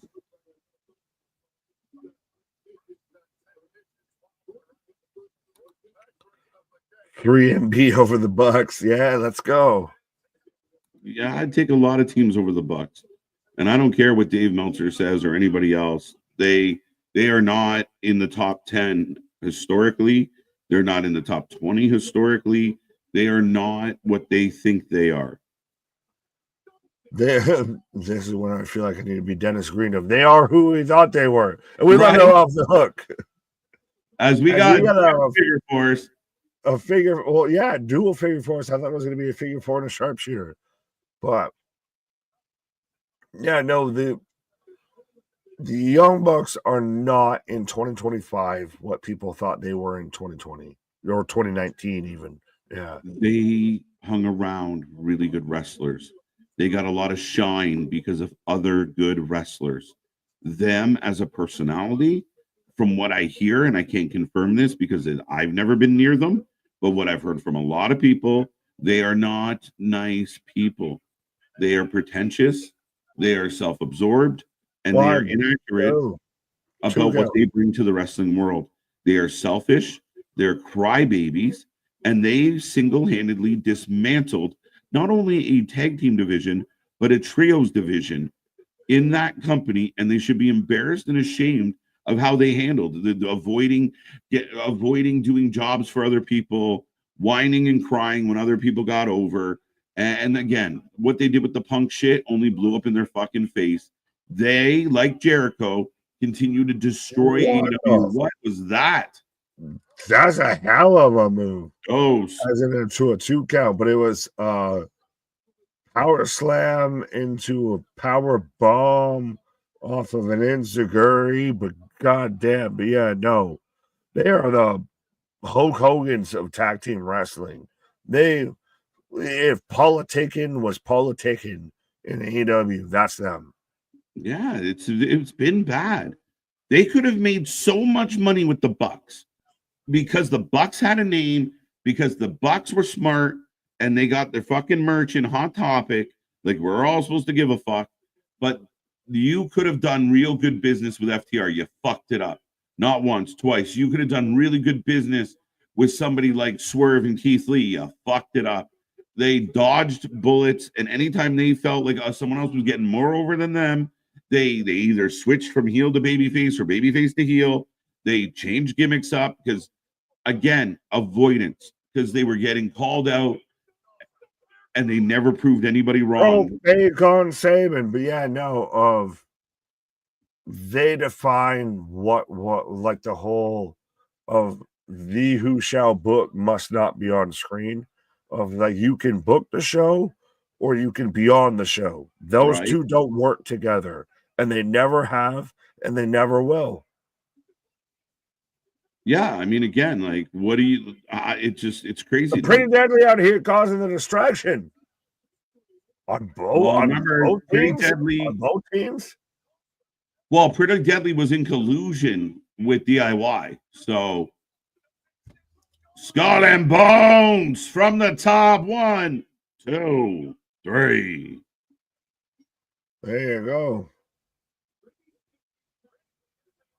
Great match. Great match. And Papa Paul is letting the tag team division cook. This is the best tag team stuff we've gotten in a long time. It's simmering. It's simmering. We're waiting till it comes to a boil, because right now, to me, it's simmering. It's simmer sauteed. It's not there, but it's getting there. Granted, I'd like to, have Electra give me Skulls and Bones, but yeah. Oh, dude. Yeah, bro. I can't dunk that hard. How bad is AJ Styles' injury? If the reports were true, it could be career ending. Oh no, the Liz Frank, no. I think he was. Oh, are we gonna have this man? He's wearing a Hall of Fame Rey Mysterio shirt as he's doing this. Let's go again. Kevin Owens is the god of just subtle petty bitch moments of like, I'm gonna whoop your ass wearing your daddy's t-shirt. Yeah, I'm gonna fight a match with Rey Mysterio wearing a Rey Mysterio t-shirt. Kevin Owens giving Nick all this complete shit. So there's an addendum to the contract for the match at Rumble. You didn't say what it was. Cody said, I'm not signing till KO signs. KO says, I'm not signing. Leave me alone. I'm trying to get ready for a match. Fuck off, Nick. Well, do we now, especially with the TNA deal, we're making my 3-year prediction of Mickie James in WWE getting closer and closer, which again, I feel even worse now that I said that out loud after I failed on my trivia question. But do we get Nick Aldis in a wrestling ring? As up next, Piper in an impromptu match. She, I believe, will be taking on, who did she get an argument with earlier? The women's roster. I'm being dead serious. I can't remember specifically who. We saw it earlier. Yes, understood. That doesn't mean that I remember that. I remember it was a member of the women's roster of BFAB. Thank you, Denisha. There we go. They're on the good tonight. Wide right. Right, wait, Nick. Right, wide right. I didn't say it. I just read it. Yes, I am wide right, and I'm also wide white. Yes, I am both of them. Motherfucker, I'm wide right and left. Leave me alone. I'm just wide. How about that? I'm just wide. Piper, Niv, and B-Fab up next. But we are rolling on. We're getting close to that second hour, folks, as time rolls on here at the channel. It's crazy to think that normally this would be like the back half of SmackDown. Yeah. But wait, there's more. Yeah, we're like, 20 minutes to go, 20 minutes to freedom. 20 minutes to Rampage. Well, yeah. Hey, well, that begs the question. Now that we've had a litmus test here, we've had a sample. Would you rather have the hour of Rampage and not the hour of SmackDown, or the hour of SmackDown? Come on. I can't even. Hey, questioning minds want to know. Yeah, I think we all know the answer to that one. Again, there was a long list of things I would take over that hour of Rampage. So, again, it usually was our SmackDown post show. Now it's just more SmackDown, and that's much better. Now it's the AW Ghost Show. Yeah, I don't care for the third hour if the WWE roster sat and played fucking poker like the APA, and that's all the show was. I don't care. I'd watch. Who's Terry Reynolds? Who's Terry Reynolds? Well, and to me, it's still. I never thought I'd get to a point in pro wrestling that SmackDown would run longer than Monday Night Raw. Because that's where we're going to end this week. We're going to end on SmackDown at 3 hours and Monday Night Raw at 2.5. I never thought we'd cross that threshold. Right. I want to know if anyone knows out there why it would go to 3 hours to go back to 2 hours. I want to know. I like that it's gone from June to now where it's June or May. It might be May, like June. We can move it back a little further. Of like February. I keep saying this, and I will continue to take heat for it. But the reporters out there, they're the equivalent of the fucking weatherman. They're just fucking guessing.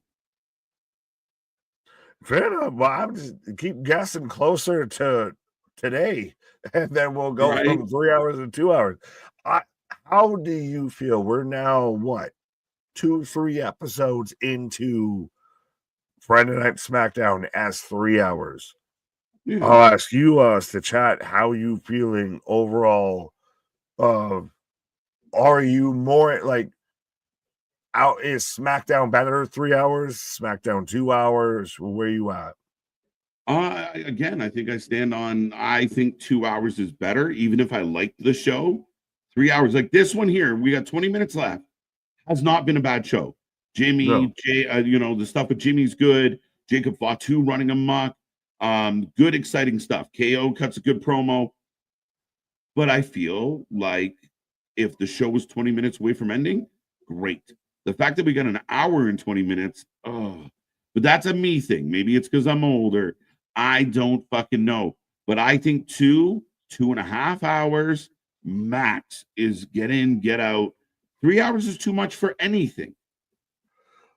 Well, unless it's a good movie or a Marvel movie, but yeah. But even then, you feel like fuck when you get like 6 endings, you're like, just end the fucking movie. Well, that's a bit where it feels with SmackDown. A bit of we even had it. I know, especially when like Tiffany won the cash in. I was like, and that's it. Have a good night. And you're like, no, there's a whole other hour. I was like, fuck. Yeah. That's the thing is 2 hours. You find them a sweet spot.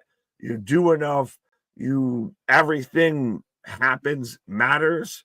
Versus this, this is still good, but I know we've got another hour until we get to Bayley versus Tiffany.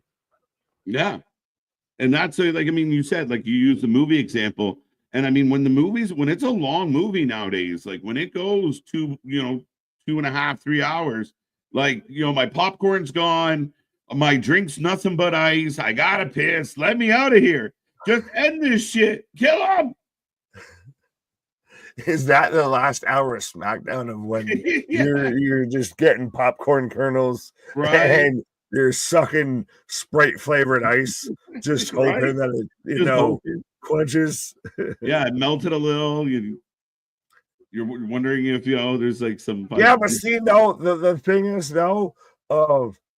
you won't go for a refill in situations like that because what's happening is good enough that you don't want to leave. And I'll give them credit at least with that. They do have those moments to where you don't want to leave because you don't know what's going to happen versus Yeah. other promotions, you're like, I'll get nachos. I'll go get extra butter. I'll get a soft pretzel. Yeah. You fill me in when I get back, okay? Yeah. Right, yeah. You don't show up, like, especially you miss the opening credits, the trailers, everything. And you're not staying for the fucking post-credit scene. Right. But B-Fab versus Piper Niven. And B-Fab realistically has really, to me, like, came out of fucking nowhere. She felt like the most afterthought of afterthought. She was the afterdinament of the fucking hit row and everything. Okay. Like even AJ Francis, Ashante the Adonis, Swerve, all of that. B-Fab felt like you're just there to be a manager. You're just there to be there. Yeah. And she's really like, no, I'm gonna take this ball and fucking run with it. Right. Yeah, I mean, they kept her around for a reason, and I mean, at the end of the day, they found a little niche with her. We haven't seen her, but she's in there with Piper. Piper can go. We'll see how this match looks. They see something in her, so give her a shot. DDT. But not even saying she's got to win it, but at least look close. Yeah, just have a good showing. Have a good showing, and well, that's the one. It's like the perfect person to like.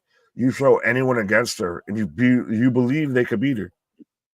Yeah, and I mean that is one of the things. I think the best thing about the 3-hour show is the matches are getting a lot of time. Like that tag match went longer than we're used to for a Friday night. It was a good match. The match earlier was solid. We're gonna get a couple more tonight. This match is gonna get a little bit of time. They're getting time so we can see what the athletes like. Are we willing to invest in B-Fab? Well, we won't know until you put her in the ring a little bit. If she gets in the ring for 4 minutes, okay, oh my God. That'll shut her up. Joe's showing some success. Honestly, being fully respectfully right now, if you told me right now this was B-Fab in the ring, I'd have to reconsider everything I'd seen about B-Fab before this, because this does not feel like the same person. But the right person squashes her, but yeah, like she's got there's something there. Yeah, and Chelsea and Nivens right now are untouchable. They're locked right in. Her winning like she's treating the U.S. title like Booker T treated the king of the ring. I am King Booker.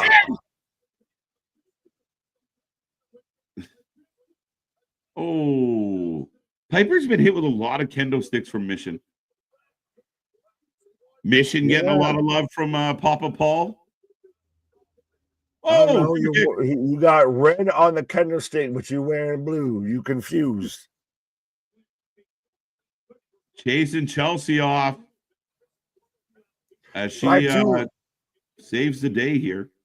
I like everything that they've done with this women's US belt. Like the whole little peripheral world around it. Piper's gotten over. Now B-Fab's getting over. Mission's getting over. Chelsea's been over. Like this whole little atmosphere has been fun. And it's amazing. You have a good heel champion and you sprinkle in some baby faces that really want to get that belt. The fans want to see Chelsea get beat up, and it just seems a little impossible. Right? Why is Rey Mysterio out here in the UPS? I know, in colorway. I told him we were in Cleveland. What can Brown do for you? Oh, we're getting a Bob Uecker package. T's and P's. Hey. Mr. Baseball.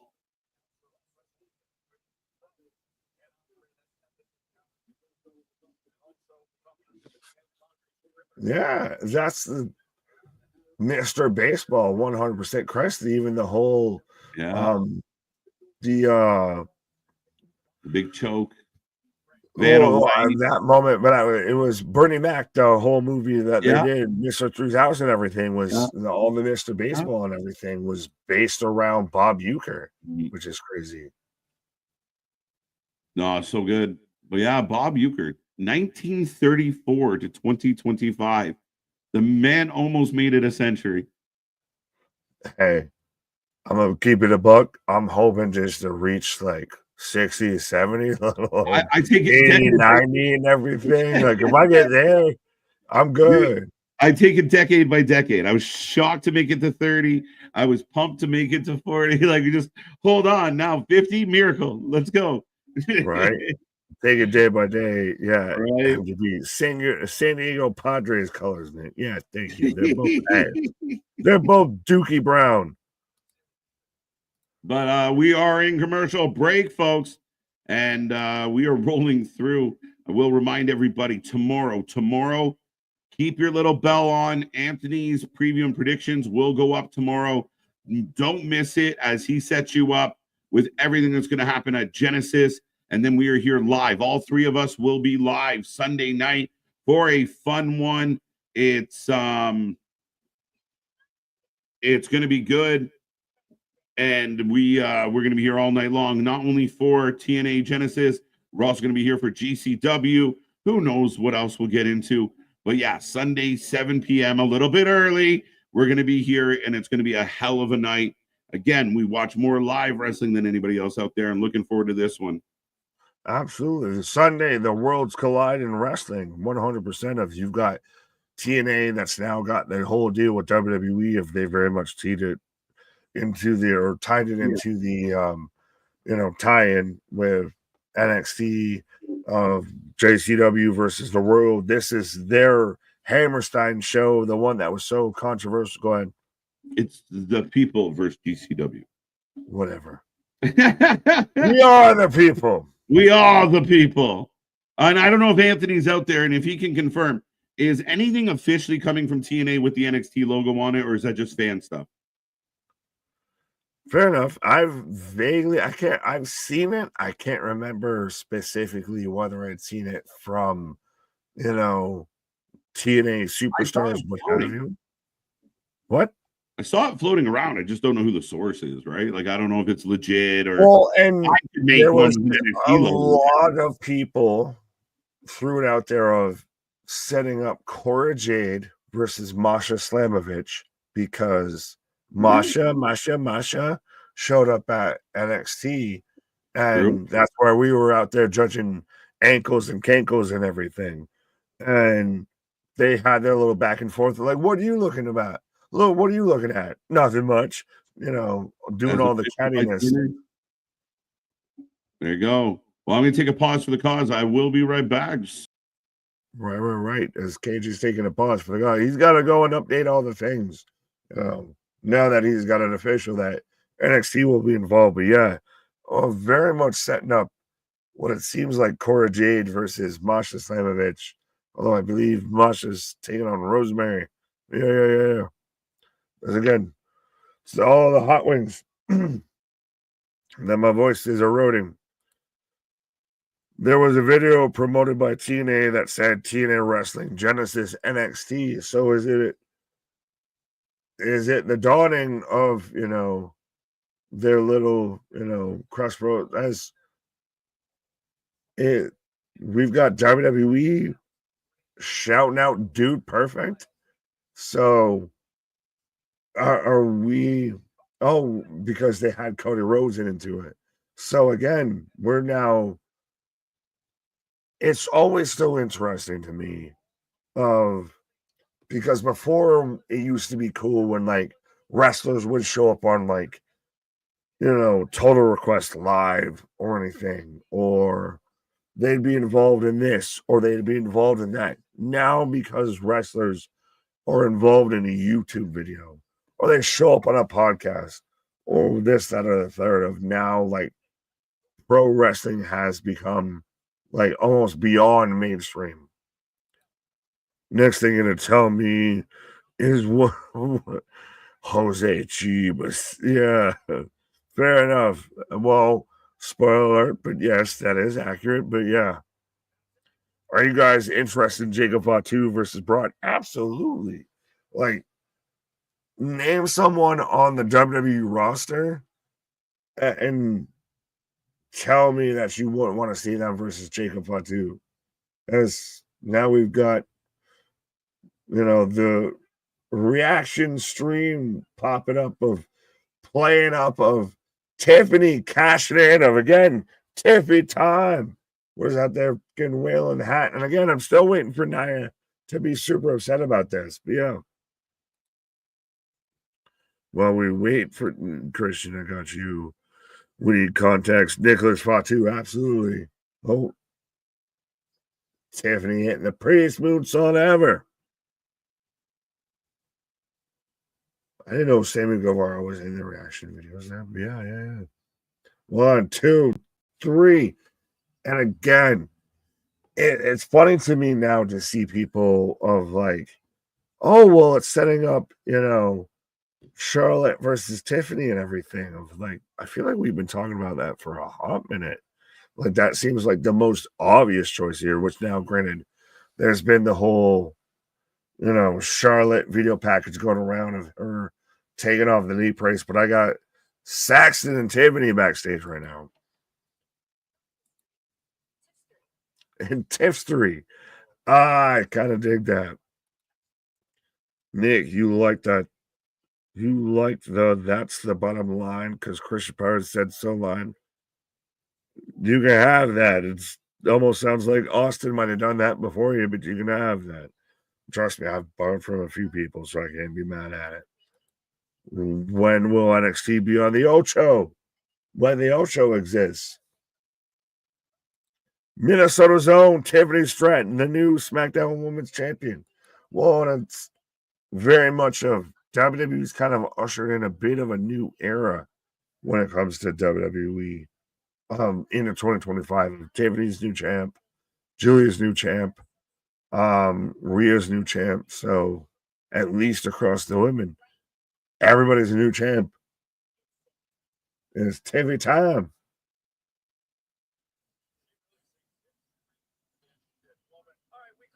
As the Tessitors even point out, did she really say tapes 3? But I like that. So we got a tail of tape. So we are going. Are we going into the main event? We got an hour left of. We got the tail of tape of Tiffany's an inch higher. She's got the prettiest moonsault ever versus the Rose Plant. She's won the women's WWE Women's Championship in their first year on the main roster. One of the bank briefcase holder, 2016 U.S. National Gymnastics team. And now I get Ronald Mysterious. So yeah, so we're getting Ronald Mysterious versus Kevin Owens. And then we're going to have the main event here. But folks, let us know who you're taking, whether you're taking Rey Mysterio or you're taking, KJ in the wrestling ring. That's why you need to take a pause for the guys. You need to go get ready for his match. Yes. Thank you, Damon. Now it's Tiffany Smart. Well, she'll avoid Rhea Ripley like the plague. Well, no. Well, she's the champion onto her own. It's going to be who wins the Rumble and who challenges who. Like, is that the bigger question when it comes to the Royal Rumble matches? Is it who wins the women's Rumble versus who wins the men's? Because I feel like whoever wins the men's is challenging Cody. I don't know who wins the women's is challenging who. I feel a little bit like, who do you have? You can let me know in the chat. Is Ronald Mysterious out here? And again, I think it was MDB reminding me of, yes, he's in all the Padres gear. He's got the Boudica pinstripes and everything. This man is Padre'd out. But who do you have winning the women's Royal Rumble? Because it could be Charlotte, it could be Becky, it could be Bianca, it could be Jade, it could be Tiffany, it could be all these other people out there. 100%. Rey Mysterio is getting ready for baseball season. Yeah, early. Bob Uecker and Harry Carey together in the booth would have been insane. That would be drunk by the second inning. Hey, it almost sounds like me and KJ in the booth. A little bit. What? You have that? Yeah, what I say fourth in the sky. What? Oh, there you go. I got Liv Morgan winning it. There you go, Jose. So Liv Morgan winning the Rumble. Interessante.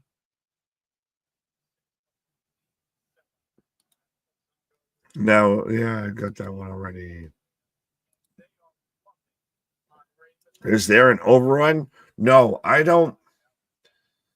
It's interesting because we know for a fact when it comes to NXT on the CW, there is no overrun of I know I missed, Bailey and Roxanne throwing hands and everything, but KJ and Canada got it.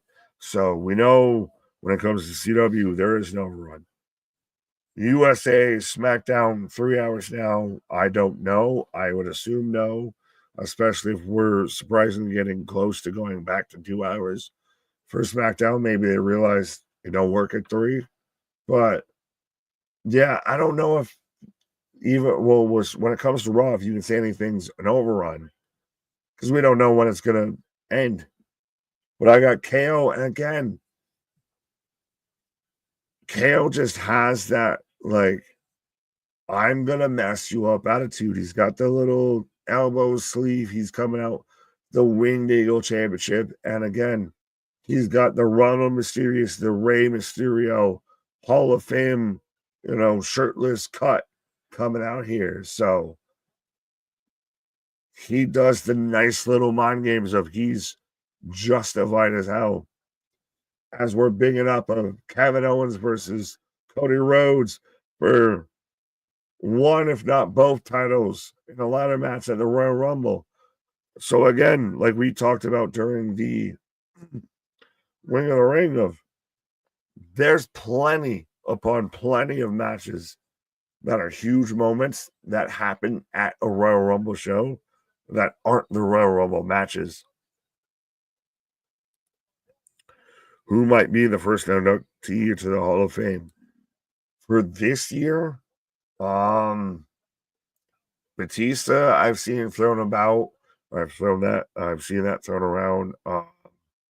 Does Wyatt go in this year? Like, if Wyatt goes in, is he not the first and he's kind of clearly the headliner? It would be an emotional moment, so I could see that. Yeah. KO's character reminds me of Jim Carrey and Cable Guy. He just wants to be your friend till you betray him. Hey, that's not actually a bad show. Now, granted, how many people watching us right now have actually watched Cable Guy? Or even like Truman Show or anything like that. But folks, let me know who you're taking right now as we are on our way of whether you got Ronald Mysterious, you got Kevin Owens, who you got winning this match. John Cena could be a headliner for the Hall of Fame. I don't too much Cena. You don't go into the Hall of Fame the year you're retiring. That Jeter didn't do it. Like, how many people can do that? Brady didn't even do it. Like, yeah, you don't. That's a little too much. That's a little too much salt on the fucking menu. Yeah, Christopher saying Bray Wyatt. If when they do put Bray Wyatt in the Hall of Fame, it will be one of those of he is the headliner. He is what the Hall of Fame is built around. That ceremony is built around that year. Shouldn't Umaga be in the Hall of Fame? There's plenty of people, honestly, that should be in the Hall of Fame. And if you ask me, there's a few people who shouldn't be in the Hall of Fame. But we can discuss that a little bit later. But I got KO with a wrist lock. Cena doesn't deserve that much glaze. To do that much in 1 year is a bit much. I would say that. Oh, Ray just shoulder thrusted out to the outside here. Lex Luger should be in the Hall of Fame by next year. So, well, Christ, there's been people made, petitions and everything for demolition and all of that. anytime you get any sort of a Hall of Fame, you're going to get people you feel should be in it who aren't and everything. I'm more interested of who's going to be kind of like the headlining thing, because Batista's about to be in it. I thought he had been teased a year or two, and then, things got in the way. Bray Wyatt, we know at some point is going to happen, respectfully, and that he almost feels like that when Bray Wyatt goes into the Hall of Fame, does it almost need to be like when Taker goes in and you just kind of get like a TED Talk situation of that's the Hall of Fame ceremony of everybody else comes out. You get about 5 minutes and then we talk about everything with Bray. Oh, Hurricane Rana from Rana Mysterious on the Kevin Owens. Christian, Nick, you think it's sad that Owen Hart will never be in the WWE Hall of Fame because his wife is upset at the company with his death at Over the Edge. Am I mad at? No. Do I think it'll never happen? Also, no. So, yeah. What clearly happened is tragic. Obviously, I don't think that'll exclude WWE from involving him or anything. Given permission, I could get into the whole Jeff Jarrett MJF thing to where that did no one any favors of nobody looked good in that situation, and then just decided to bring up Owen with that. But yeah, I don't. I get what you're saying, but I don't think it'll hold eternal, if I can say that. Ooh. Back elbow to KO out of the corner. Oh. Ray trying to fight back. Call on Magnum TA. I'd like to see Lex Luger. Yeah. Again, and I'm not saying anyone's wrong with it or anything, and it's interesting that there is no actual physical WWE Hall of Fame. But yeah. Mika James and Gail Kim this year in 2025 WWE Hall of Fame. No, but I could see both in the 2025 Royal Rumble. I'll say that.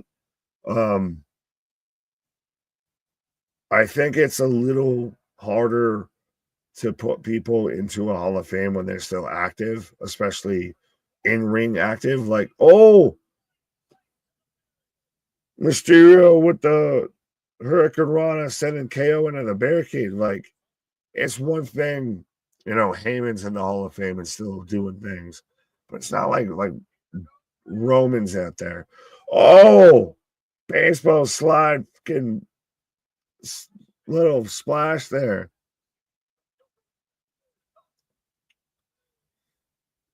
And so Ray right now in control as we're going to commercial break. Could you see Magnum going before Luger? Again, we're splitting hairs a little bit here. Yeah, Kevin Sullivan, again. There is a part of it when it comes to going into the quote-unquote WWE Hall of Fame of being in good standing with said company, etc. But yeah, I don't need to get into like the whole conversation of like, well, who goes in first? Whether it's TA or Luger, who goes in first here or there. I just think that now the answer is I go in first. Okay then. Hello. Do I just tag in on the back end? Is this we're just rotary positions here? By all means. But of the whole like WWE Hall of Fame questions and everything, how do you feel about all of that? I guess that's the long story short of what I've been talking about or been asked about. Of like Batista goes in, Wyatt goes in. Go ahead. Sorry. KO getting heat with Victoria. I got Reba So Yeah, you so got Victoria, I real got quick, Reba. this match has been outstanding. KO just hit another senton off the like a rolling somersault. Is that Ray's daughter? Yeah, now he's talking shit to the daughter. This match has been excellent. Everything you want. Nice technical start to it. But the Hall of Fame this year is really interesting. I know a lot of people were like, I'd say disappointed about Bray not going in last year. People got to understand that the circumstances are tricky in it. Sometimes you talk to the family about possibly doing it and they're not ready. He 100% could be the front runner this year. Definitely the headliner because it's such a sentimental nomination. Batista for sure. I mean, we thought he was going in last year. I think we'll see him go in. I think he's well past his getting in the ring. We can't get skinny Batista in the ring doing anything anymore. That doesn't work. We've had Blue Tista, now we get Skin Tista. Yeah. Skin Tista. Let's go. Well, Kevin Owens yelling at Mysterio's, daughters and children, everything, or like if Kevin Owens was out there yelling at Penta's crying children. Yeah. Right. And as far as I heard you talking about Cena, I don't like Cena going into the Hall of Fame and is fine. Like in the run, put him in next year. Put him in next year or the year after. I'm fine with that. He doesn't have to go in this year. I mean, it's surprising. Like Ray, I don't love Hall of Famers continuing to wrestle. Like, put Ray in the Hall of Fame when he's completely done. Well, that's what I even mentioned of you don't see a lot of active people in a Hall of Fame at the same time. Like the only people I can think of right now that you would say that with would be like Heyman, and Heyman's still just a manager. He's not in ring acting, or like he's not wrestling every week. I agree with that. I don't mind as they show a replay of Kevin coming off the apron. Right. But yeah, I mean, understand like a manager-ish kind of guy, fine. Plus, Heyman is in that twilight of his career. He's, an elder statesman for sure. I mean, I get it. So is Ray, but ultimately, I think I would like to see the Hall of Fame mean a little more. We know very much in the late Vince McMahon years, it was a very political thing. It was like, where are we? So we shoved people in the Hall of Fame just because of location and geography. I hope it means more moving forward. Should they do an actual physical WWE Hall of Fame? Yeah, I think it'd be cool. Where would you Anywhere. do that? Connecticut. They've been there forever. No. Why wouldn't you do Connecticut? Like where they're, Because I hate Connecticut. Well, that's fair. Or New York. New York, they have such a history. 222. You just level Titan Towers and you just put up the Hall of Fame right over top from Titan Towers, right? It's gone. Blow it up. Let's go.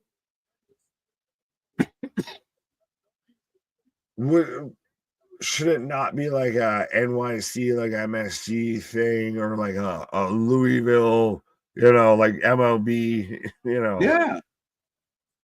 Big super kick. A super kick, yeah. MSG is a good show, or near MSG. Yeah, they have such a history there. Connecticut is spelled weird. Oh, down goes KO. What a match. One, two go. Yeah, and Connecticut also smells weird, but yeah. But Nick, this is where I get defensive a little bit of like, you think of tonight, we had a really good tag match earlier. This match is good. And so I kind of get a little defensive on behalf of the dub sometimes of like, they don't put on good matches. It's just all about the cinema. But we're getting matches like this. This is quality. If I was getting this kind of quality on every day of the week, I'd be very content. Yeah, well, it's at times of people raise a ruckus about so much around it that you miss the center of it and everything a little bit, because like this match has been good. Like you can go to any WWE show and find one, if not 2 to 3 matches that are fantastic. Oh, but bullfrog splash. Yo, he threw in the Eddie shimmy and then hit a frog splash. Let's be honest, with Kevin Owens, it's a bullfrog, not a frog. It's a bullfrog for 100%. But yeah, no, I mean, KO milking the crowd, playing up to Victoria, playing up to his family, doing the Eddie shimmy, just being an all-around dick. He's so dialed in, and it's unbelievable. If I could give him the belt, I would. Like he's got the belt. He's got the belt. He's the world champion right now. Making it official and undisputed, man. Fuck. I'd pop huge. The only weird thing is it comes down to with like Cody, how do you get it back around? Say that again. As in, if Cody loses the belt straight out to KO, right, how do you get it back to Cody? I think you just not sacrifice anything. I think you just chase KO for a while. I think you just hunt KO down, and maybe you throw in a side feud, like somebody gets on his nerves. We still have the question of Randy, which I think Randy could be a factor at Rumble. Oh yeah, well think about it. We've got Ray with a float over powerbomb. Oh, pop rock! Oh, Ray with the pop rock. That's the Mexican Destroyer, right? That's the Mexican Destroyer. No, not Panama Sunrise. Is that what it's called? Nope, not the same. Sunset Bomb. San Diego Sunset. Yeah. There you go. That's for each other. Bum, bum, bum. But no, I think that we're lining up to. We can have at minimum 10 people set up to be in the Rumble that all have a valid stake to win it. Mm-hmm. Yeah, and a couple dark horses. Oh, stunner! Down goes Ray, folks. 1, 2, dos amigos, dos. Whoa. What a match we are getting here on Friday night. I'm actually glad they're doing this match in the third hour, giving it a lot of time to go, Nick. Yeah, well, unfortunately on this match, I gotta say dos for a minute here. Right. Apparently, Jericho is actively pursuing. Oh no, I read that one already, sir. Thank you. Let me double check.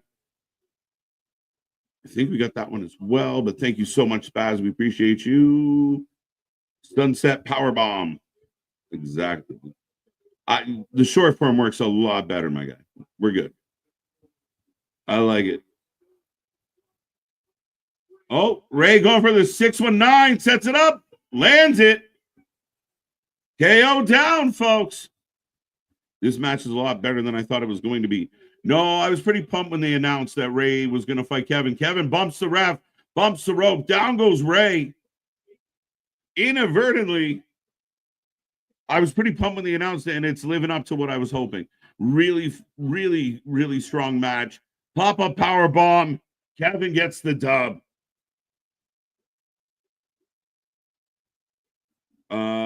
Bam Bam. Someone asked if Bam Bam should be in the Hall of Fame. I think so. I mean, unless somebody has a good reason why he's not. But, I mean, he was one of the most undeniable big men, one of the first athletic, super athletic big men that would do moonsaults, would, move at a different pace. We've seen a lot of wrestlers over time, take his lead, mimic what he did. So, yeah, I mean, Bam Bam definitely, unless somebody knows the story, I don't know. But KO, still your champion. Holds the gold over his head. Ray on all fours. Yeah, it's pretty remarkable, Boston. And I know, I think Ray falls in that exception, right? Where people say, well, a small guy can be a champion. It's more the exception than the rule. Ray just broke down a lot of exceptions, and he goes at a pace. He still goes well. And I think a lot of, wait. Here comes Cody. And here we go. Hockey fight. Cody throwing, KO throwing. Let's go, folks. Here comes security. Jamie Noble.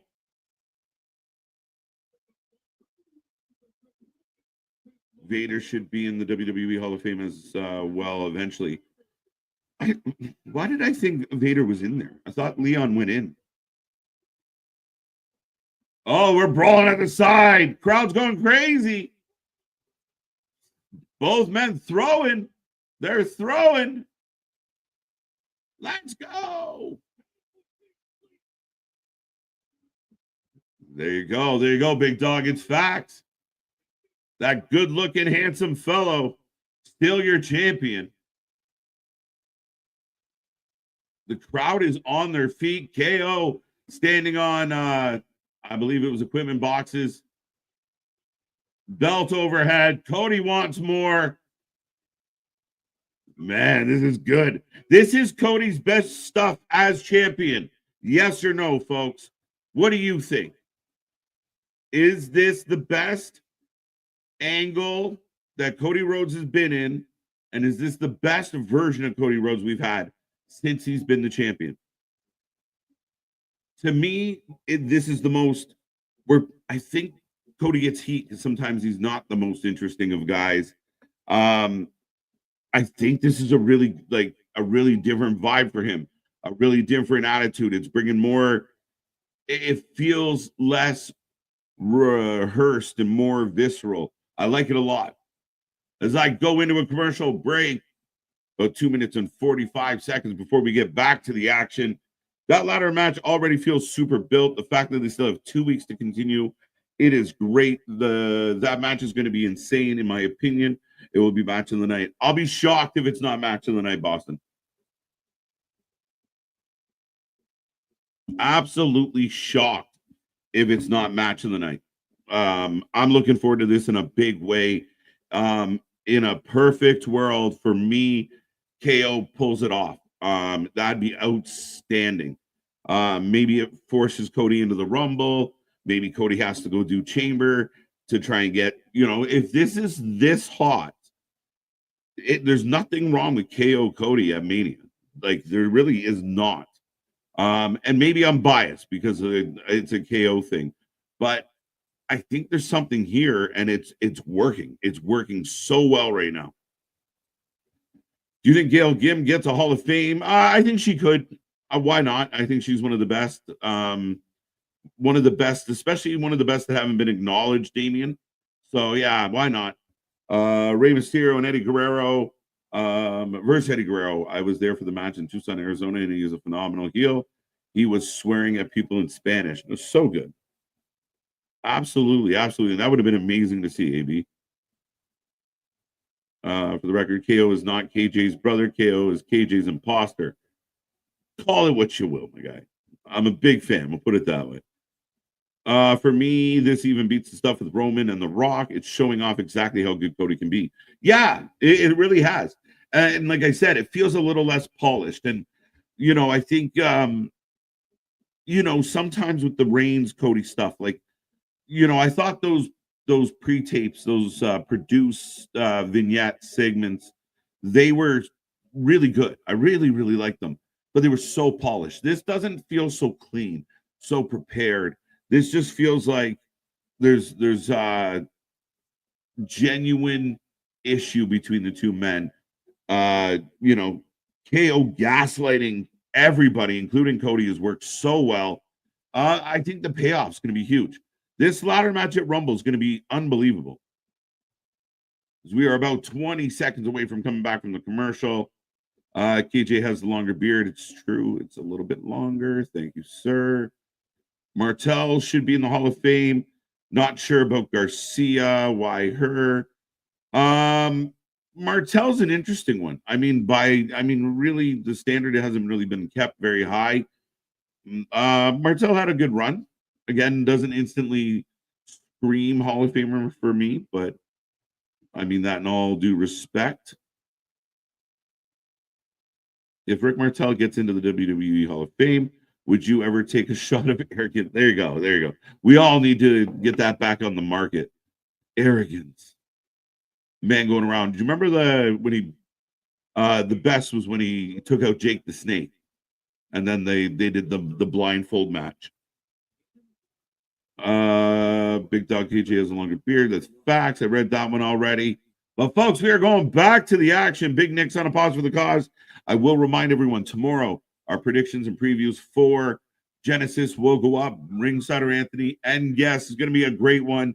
I'll let him introduce the guest tomorrow. So tune in for that surprise. And it's going to be a lot of fun when that hits tomorrow.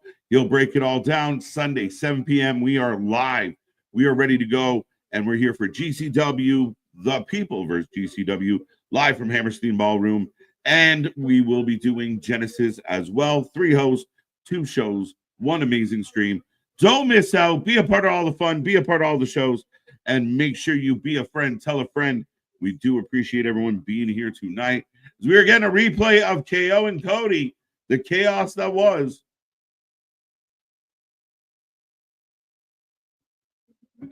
Cody's with Aldis.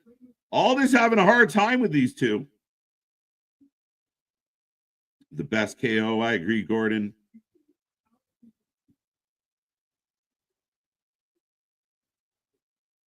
Wade Barrett will fill in for Pat. Yes, Pat has a prior obligation with college football, so Wade will be there on Monday. That is correct, Damian.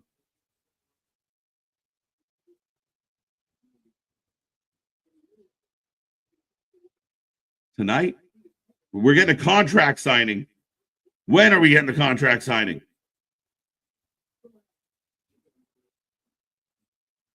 Someone else will moderate the contract signing. Very interesting. Stone Cold. No?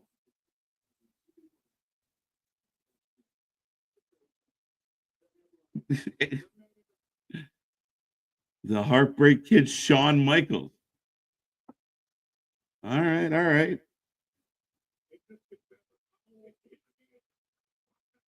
So Shawn Michaels will be there for a contract signing, and they apparently have an amended contract. What will the amendment be? Strowman, Jacob Fatu, Saturday night main event. It's official, folks. Ding, ding, ding. Let's go on this one. Insane. Give me a thumbs up, a flame, something. How do you feel? Jacob, Braun, LA Knight against Tama, Saturday, next week. Next Friday, Tama Tonga, LA Knight. 2 huge matches, folks. Final encounter. Interesting, Big Dog. HBK. Yeah, when he said San Antonio. What's your thoughts on Mike Santana? It's going to bang. Going to bang. We will be here for it, Damian. Mike Santana's on fire. Mike Santana, I think, is going to have an outstanding 2025. And that's a guy I think might be able to get into the WWE and do some damage. Josh is already rumored to be coming over. These two are going to bang. This is going to be a showcase for both these guys. I think when we talk about potential matches of the night, there's no reason why this one can't be considered. DIY with Pretty Deadly, giving them shit. Interesting. Sorry, main event, main meat. Speaking of main meat, dun, dun, dun, leaving me hanging on the joke. Leaving me hanging on the joke. Yes, thank you for calling me main meat. Yeah, you can have that. That ain't what I'm mad at. You're right. Nick Aldis is annoyed. Welcome back, Nick. How are you, sir? Yeah. Well, and like you said, we've got Jacob Fatu versus Braun Strowman Saturday night main event. Strap on and strap in. You're gonna have to add extra supports to that ring, I feel. Right. Interesting. Apollo Crews just randomly shows up, gets swatted by he's just the guy that's there. Johnny beating up Apollo. You keep our name out of your mouth. Keep my name out your motherfucking mouth. Too funny. Yeah, but you even were saying with like Cody and Kevin and everything of this is the first time Cody's felt threatened as a champion. Cody feels like he could lose it. Cody feels like there's a viable contender, I would say. All due respect to AJ, etc. You never thought Cody could lose it. No. Now with Kevin, he could maybe be on the other side of this. I'm telling you, you really want to shake up things and really make people pay attention? Let KO win. Let him take that dub. Be brave. Be bold, Papa Paul. Do it. I know it, but Cody will be fine. You put Cody in something else, or Cody chases him. There's still Randy out there. Randy could actually cost KO the match, which is a big possibility. Yeah. So, I mean, again, it's up in the air, but man, Nick, it's one of the most, I know early, but like of 2025, I can't, like, that's the most anticipated match so far in this young year. You're getting an RKO off a ladder on the Kevin. I was thinking that the whole time, bro. Like, just back. Back. He's back. He's back. But again, that's a match that can go to, hey, Roxanne in the front row. How about a ticket? How about a ticket? Right? The prodigy in the house. And just talking shit. Whoop, background. Pay no mind to the man behind the curtain. Behind the curtain here. I am the all-mighty powerful Oz. Right. Yeah. All right, folks. Final poll of the night. Your main event. Who wins? Tiffany versus Bayley. But again, Roxanne very prominently right there in the front row of she's definitely getting involved. Like, you're not focusing on that if she's not getting involved. Oh, yeah. This is the setup here. This is your out. Bayley gets a nice match out of Tiffany. And then you have your out. You have your back door. Now, quickly, you just came back, my guy. I got to ask you. Yeah. Saturday night main event. Jacob Fatu, Braun Strowman. Next week, LA Knight, Tama Tonga. Just announced. Strap in, strap on. How do you feel a Saturday night main event and have it not have world title matches and have it not be like it's again similar-ish to when we got the first night of Raw on Netflix? How do you do the Saturday night main event and what's the second one look like? Yeah, we're all cool with what's the first one look like because you've got this, you got that, but what's the second one look like? And I think it's stacked up. I'm telling you, it's huge. Can solidify, put some extra, braces, into that wrestling ring with Braun Strowman and Jacob Fatu going at it. No, that's insane, right? Like that. Again, I think the reaction from the crowd makes you want to do it. Oh well, that's the first time you're getting a Jacob Fatu versus a guy you're like, holy shit, they're gonna do it. Like, respectfully, when do you remember a Jacob Fatu singles match? Like in WWE, I'll say Jacob Fatu has been in a lot of great tag matches. He's been in a lot of good faction moments. Him having a singles match, and again, that paired with him having the mic tonight of out there, like, I'm a dog walk, y'all, and everything. Yeah, and I mean, dude, we're already getting Gunther, Jey Uso, which should be fun. Braun Breaker, Sheamus. That might not have a lot of I don't know. It doesn't feel like the most exciting match, but I think it's going to over deliver. Saturday night main event is starting to sound like a lot of meaty men slapping meat when it comes to banger of a show. Well, you've got LA Knight versus Tama. You've got Jacob versus Braun. You've got Braun Breaker versus Sheamus. You've got, that's bangers right there. You've got Jey Uso versus Gunther, which is just Chop City. Chop versus Heat. So again, this is just big beefy boys slapping meat. Yeah, it's going to be highly entertaining. I think that, we'll see if they add anything else, but there's not a whole lot of room left. But Jacob 100% go over, just clean go over. Yep. like takes a little bit of a back and forth. But I'm telling you, if so. not by the end of 2025, early going into 2026, you're getting Jacob Fatu versus Roman Reigns.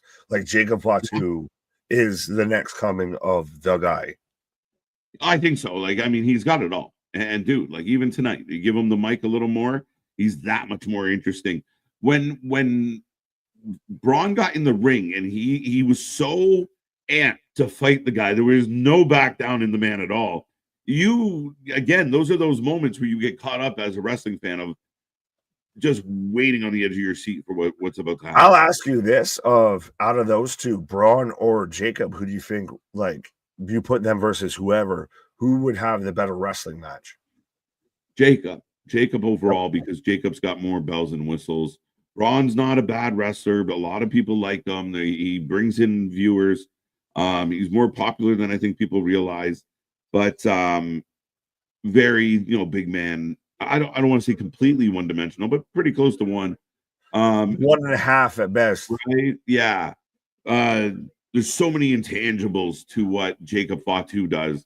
To me, I can't. He just overall gives you a better match. You can do more. Well, you saw him take over the whole moment of it's interesting. You had Solo walk off, and then now Jacob just instantly stepped in and took over. Right. Who this? I thought it was Tiff. No, this got to be it's Charlotte. Oh, now it's Tiff. I thought it was. Well, no, we saw like I didn't know she had a tattoo on her wrist and everything like that. Well, no, it is Charlotte. It is Charlotte. It's a video package for Charlotte.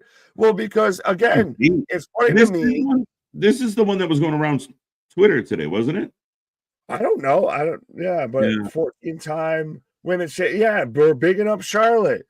So see, but yeah, but I like how it's become really like news to some people of like Charlotte versus Tiffany is the match that they're going for. It's like, no, we've been saying that for like, you specifically have been saying that for like months. I love it. Oh, maybe this will happen. Yeah.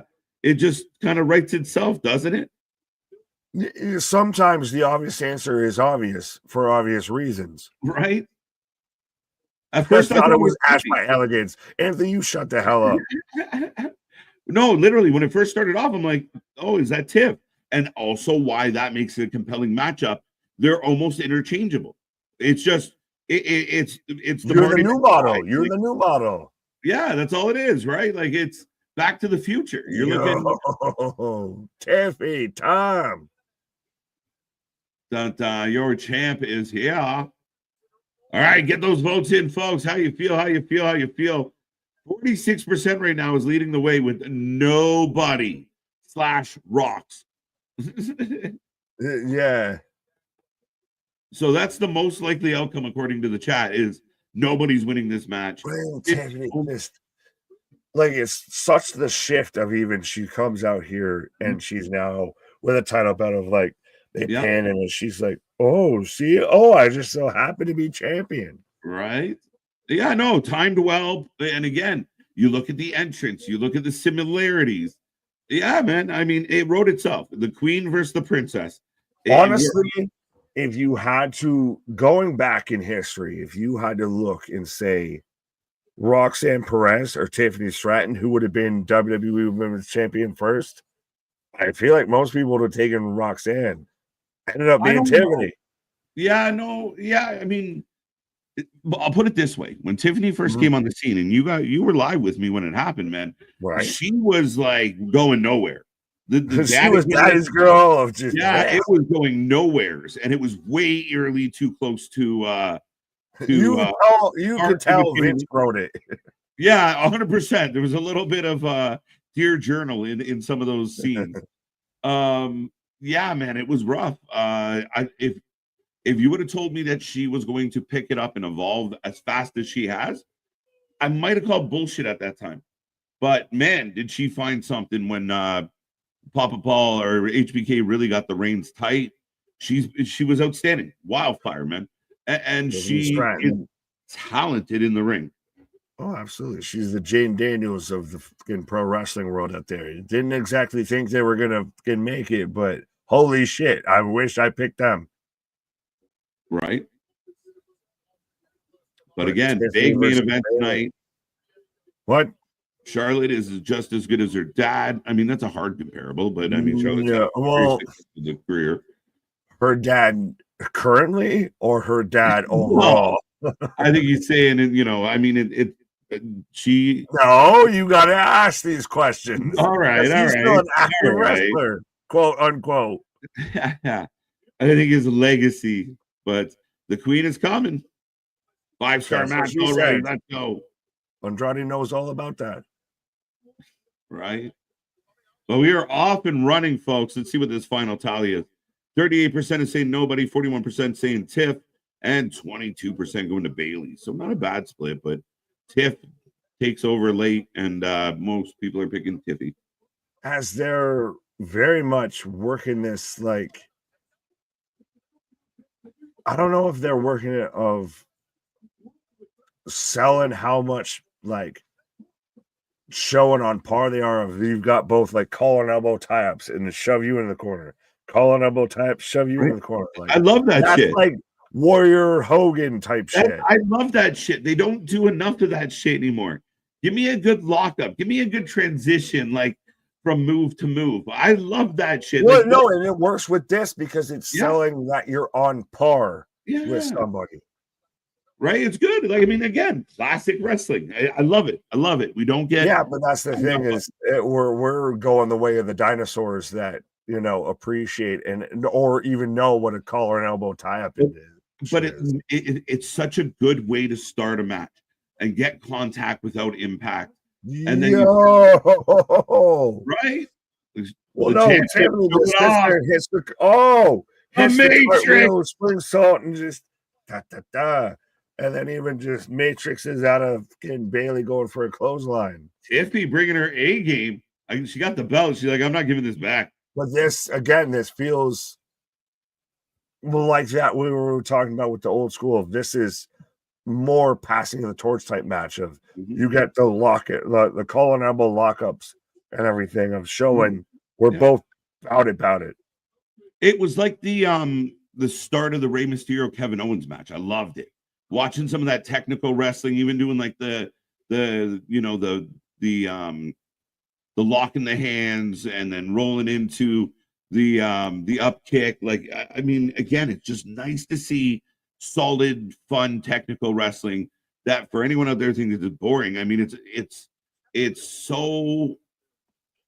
so good when it's done well. Well, and it's so not done recently that it's almost come back around of that it's now the new wave a little bit of how you sell of like, no, we're going back and forth. This is literally two bulls locking horns and everything. Right. This is a struggle. We are, and again, even if you have like the bigger versus the smaller wrestler, it's an opportunity to show the power difference. You push them back into the corner each time. It works, man. It's I think MDB said it. It's wrestling psychology 101. And some companies don't believe in doing that type of thing. You just jump in the ring and start throwing punches, or every match you jumpstart somebody. Even if you're the good guy, you jumpstart it. Fuck it. And to me, there's so much more value in simplicity right now. Like Bailey's slowing it down, stretching the arm. I'm not bored. I'm enjoying this. Fair enough. I'm in commercials, so you're gonna have to convey. That's why they're in a hold spot. Yeah, but that's the thing is it's a lost art and it's a missed art and it's a thing that doesn't happen now anymore in pro wrestling. Yeah. To where you got a baby face and a heel. We grew up to where you got both they lock up and one pushes one to the corner and then normally it'd be say the heel starts to work over the baby face and that's where the baby face starts firing out of the corner and everything like that. It's you can already see the first 30 seconds of a match and everything right there, and it's how you sell it, how you work it. 100% again, and I think again you it's so important and it matters, and it really gives a momentum and a pace, and it allows you to tell your story. But ultimately, right now, Tiffy's stomping the hell out of Bailey. I know you're on commercial, but AB throwing at us Tiffany versus Charlotte. Charlotte wins. She forfeits the title.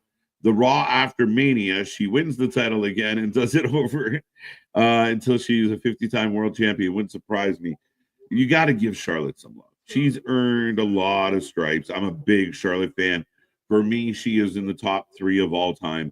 And again, I don't buy into the nepotism.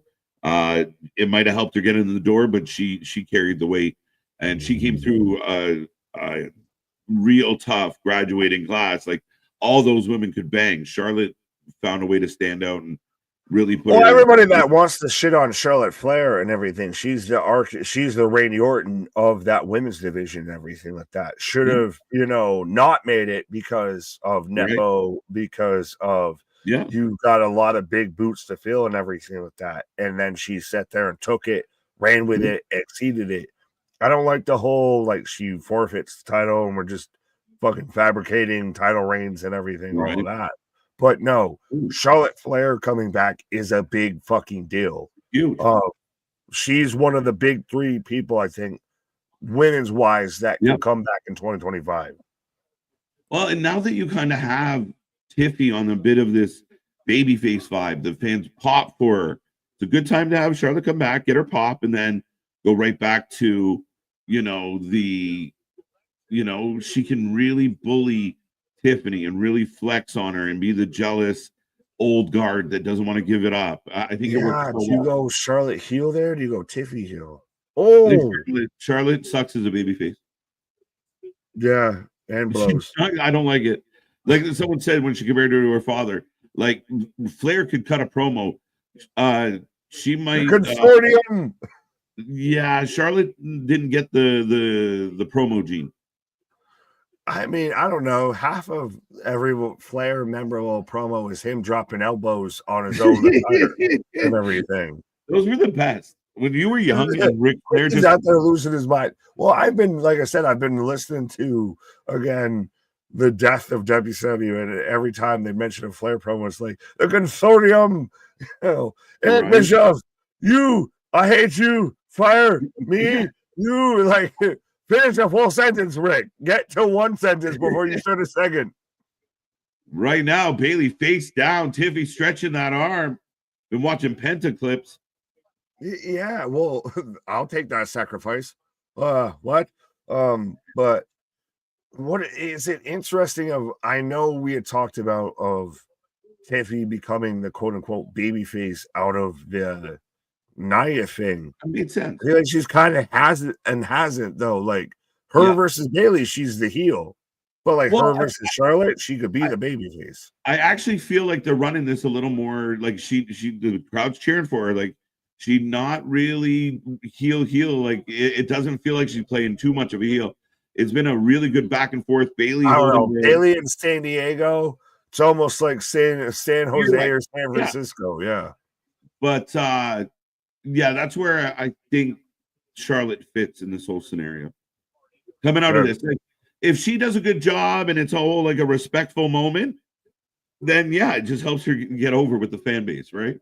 Oh, but she is. Now that we got that video package, could we end tonight with I mean, her and Becky's returns have been quote unquote imminent. So imminent. You know what happens? Not limited, but imminent. I think everything, like anytime someone brings up a possibility, I'm like, save it for Rumble.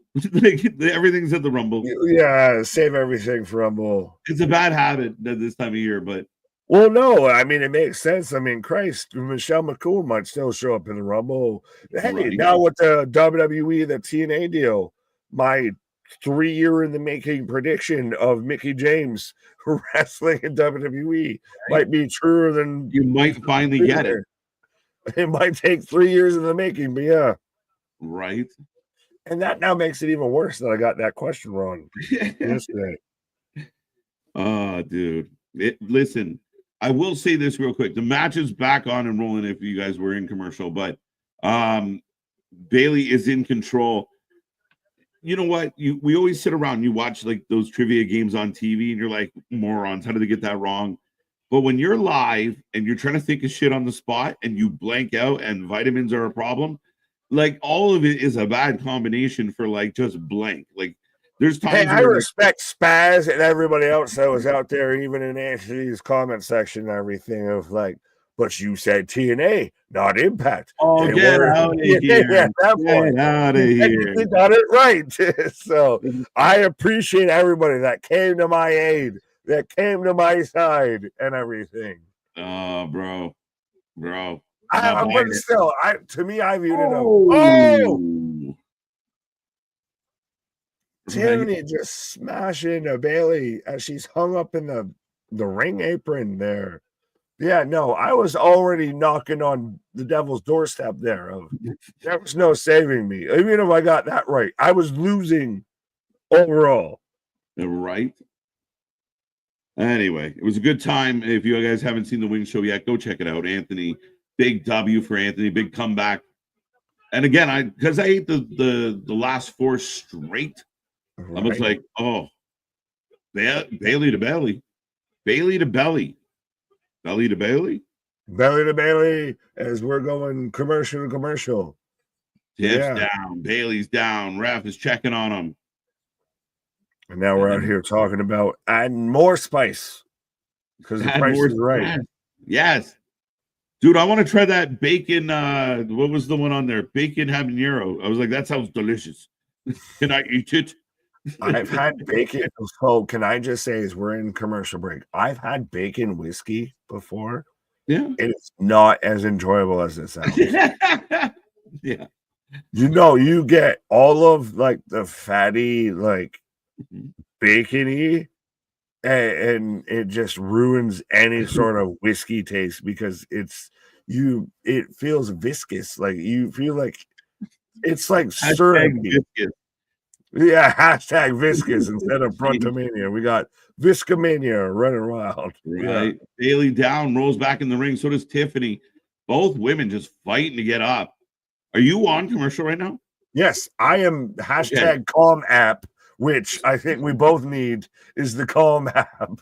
Hashtag not sponsored, but yes. Me and KJ will read you wrestling goodnight stories on the Calm app. Right. No, so during the first commercial break, Bailey held a submission for quite like a bulk of it. This one, both ladies were like struggling to get back up. So they've done wise during the commercial of not doing too much. Right. Bailey pounding her chest. Down goes Tiff. Draped over the second rope. Big kick. There you go. Well, Christopher Cox, I think this is the second time you mentioned this. So, well, just for Nick, Freddie Freeman sauce. Is there an actual Freddie Freeman hot sauce? Because if there is, I will legit eat it, test it, what have you, on stream or whatever.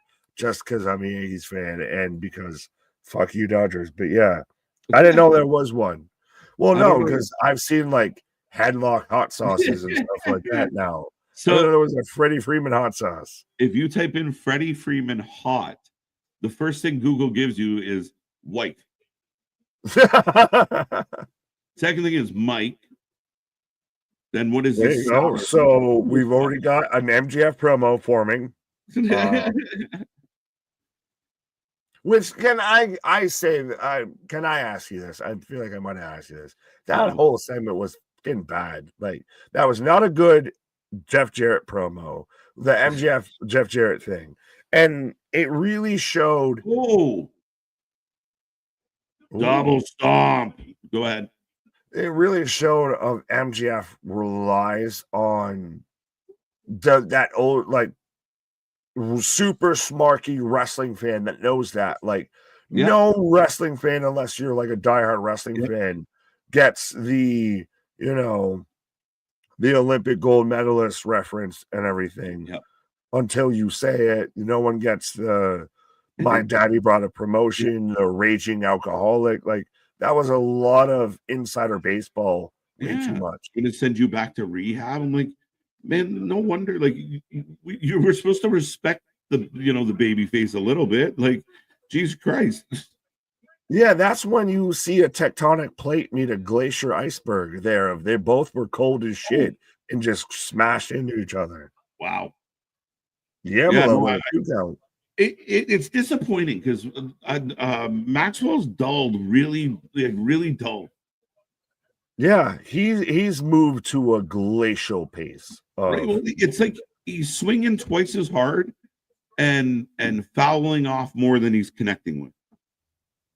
Literally almost could not have put it better. Of like, I almost feel like what he said in that promo, if this was a year or two ago, Yeah. might have somehow felt better because he would have had a bit more momentum behind him versus this. Yeah. Like, you got an already shit ERA, and now you're throwing balls and Swanton Tivy. Amazing power bomb. 1, 2. And that's the thing, is like Tiffany Stratton can slide into this, and she's got an arm bar, but she's like next level athletic though too. She's super athletic, and she's really got a handle on wrestling. Like she just, for whatever reason, she gets it, and it's been outstanding. And Bailey's gonna just be that much better beside her, because Bailey's is that a testament to who WWE picks, their developmental system, what have you, of a lot of the people right now that have come through, whether it even be a Logan Paul, what have you, of fucking Bad Bunny. They click, they get wrestling, they know how to do shit pretty well, pretty fast. Well, and let's not underestimate the value of like the performance center, the ability to train, the ability suplex off the announce desk. Roxy, here we go. Bailey's so much bigger than Roxy. Big sister yelling at little sister. Kinda, I told you to stay, keep your ass home. Right? There's an edge to Bailey, says Joe Tessitore. Elbow. 1, 2. Dos amigos, dos. Good match. One of several so far tonight. Well, and that goes back into the whole question of, if they had 2 hours, I feel like it would be a more cohesive show. Like, nothing saying that it's wrong. No, I feel like Spinebuster. Sorry. Oh, Arn Anderson would be proud. That was a nice one. Yeah, but I feel like they extend the connective tissue too much on 3 hours. If you had 2, I'll even give you 2.5. It's much more in simpatico, in sync.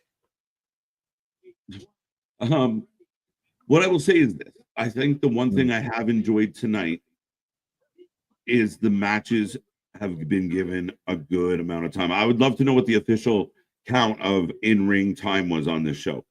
I don't need to watch idiots on Twitter with stopwatches. But I'm curious, because I think it's been a strong night for that. And again, the matches have been solid. So again, I'm on the record. 3 hours is not my favorite. I don't love it. I find it, too long. My popcorn's empty. My drink is just ice, and I gotta pee. And I don't want to get in the middle of the closing act to go and get a refill. Oh, Bailey. Sunset bomb into the buckle. Yeah. 1. No Wyatt 6 there. No Wyatt 6. No, not yet. You still. That's a whole other conversation. We want to talk about with the Wyatt 6 and everything. But yeah, I don't think any weekly wrestling show, honestly, at this point, can sustain 3 hours. Stay 2 hours. Keep me wanting more for next week. Yeah. And deliver more next week. Don't do 3 hours. Yeah. I've been on the record too deep for that to tell people otherwise. I mean, you entertain me, you entertain me. I don't dislike the show in any way, shape, or form. But like I said, if you are gonna go 3 hours, spend a lot of time in the ring, and I think they did a good job of that tonight. Right. Oh, we're rolling, bridging up through. Nice bridge, like walking each other's back. Long bridges falling down. Alabama Slam. Oh, Woo! shout out Sparky Plug. Prettiest moonsault ever. 1, 2, 3. There you go. It is Tiffy time. A W for the home team. No, not tonight. Tiffy with a big win. And surprisingly, no real Roxanne interference outside of Bailey who went at her. Yeah. But yeah, no, keeping in WWE fashion, you're in your hometown, so you lose. Tiffany instantly walking out with the title. Executive producers, Paul Levesque and all that playing underneath. But I'm surprised. I expected a lot more interference, run-ins, distractions, and instead, no. Right. No, ladies and gentlemen, SmackDown has gone off the air. The main event, again, solid. I like the fact that they gave Tiffany that huge win, straight up clean. Like, that's a real big, I am your new champion now. I just beat one of the best ever. No help. This was good for me. Now Roxy can rub it in Bailey's face a little, maybe help keep that sparked. But I thought it was great. I really did. I thought it was a really good match. Oh, absolutely. Well, again, folks, let us know what you gave SmackDown out of 10 overall. What's your ratings on it and everything? I will ask you, sir. I know you'll ask me, but yeah, of interessante of, yeah, very a clean, decisive win for Tiffany over Bailey. Yeah, and a really, really solid match. That was what I liked. I thought it was a really good main event, highly entertaining. Again, we were just talking about 3 hours, but it was the end of 3 hours, and it was a good way to go out. Right. We got a contract signing official for Saturday night main event, Cody and KO. So on Saturday night main event, we're going to do the contract signing with HBK. Oh, I hate that. Why? Because why the fuck am I sitting there taking time out of Saturday night's main event for a contract signing? Like, you do that on a SmackDown. Do that on a weekly. No, it's a nice way to break up all the matches. Like, you got all that. Yeah, fair. Well, no, don't worry. Don't worry. They will find advertisements in plenty of ways to break up all the matches. Plus, you big up your main event for your big PLE coming up on. You think that will be main event? Of Saturday? Of Rumble. You said that. No, it'll be. Oh, it might actually be. Go after the Rumble match. No way in hell. Men's Rumble main event. You've got Punk, you've got Roman, you've got Cody, you got this, you've got that. That's main event. Yeah, so I could see that going on before. Co-main. I don't need a contract signing. You all can hate each other. How are you? I'm not going to expect you to be civil. I'm just waiting for somebody to go through a table. Just say Cody Rhodes will go through a table. Right. Yeah, fair enough. So that's interesting. I have no problem with the contract signing being on Saturday Night Main Event. It's not a pay-per-view. It's and again, you use that to sell us on your big up-and-coming pay-per-view. I think it's I'm okay with it completely. That was a good 7 out of 10, 8.7 out of 10. Remember, 2 years, beat her clean. Good for staying in your seat, Roxanne. Yeah, interesting, right? 8 out of 10. I would have ended the show with the KO Ray match with Cody coming out afterwards. The women's match was good, but I think that would have been a better cliffhanger. I agree, but I kind of like them. You got a brand new women's world champion, and you make her feel special. You give her the main event spot, and I thought it delivered. Bailey in her hometown. I don't disagree with you completely, Boston, but I have no problem with this being the main event instead. Yes, and yeah, I'm with you, and yeah, title match, all of that. Expected maybe a little bit more out of Roxanne. I can see if you're gonna But I'm do not go mad that into. they didn't have more from Roxanne. I really don't. I Oh think it's no, I really don't like that. Trust me, I'll say that. But I'm saying if you're gonna go into the contract signing and see where that could be your main event of, I don't know how many more SmackDowns we have before sending a main event. it's 25th, so one. Well, there you go. You got to go home. Right. So again, and you don't. It gives you a good opportunity there for 7 out of 10. I'm kind of in that range, 7.5 tonight. Like, didn't blow my socks off, but again, I really, really like the matches, and I thought KO act like for me, KO is the MVP of the week. Like, I thought he killed it this week. A lot of things circled around him. Him and Cody's outstanding. I'm pumped for that. So yeah, I mean, 7.5. I just want to click on this one real quick. Is Nick crying? No, it just the vitamins. At times, they affect. They Right. dilate things and they pink things. Yeah, make you Nick look like you're doing things. Yeah. Oh, 7.5. Greg saying a 6 from Roddy. well, What? no, I was watching House of Glory after SmackDown went off, and Oh, it was mid-match, and all right, now we're back. This is cut off.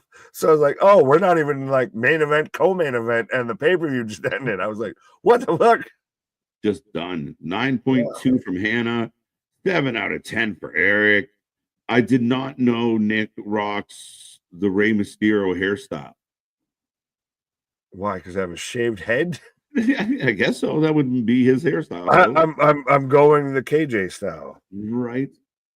Would you say you're upset? No, I'm not worried about the Wyatts. I think just let them breathe for a second and come up with something direct for them to do. I'm not I mad, don't I'm just believe it. disappointed. No, like I said, I mean they've been very underwhelming. So I'm hoping this is a fresh start.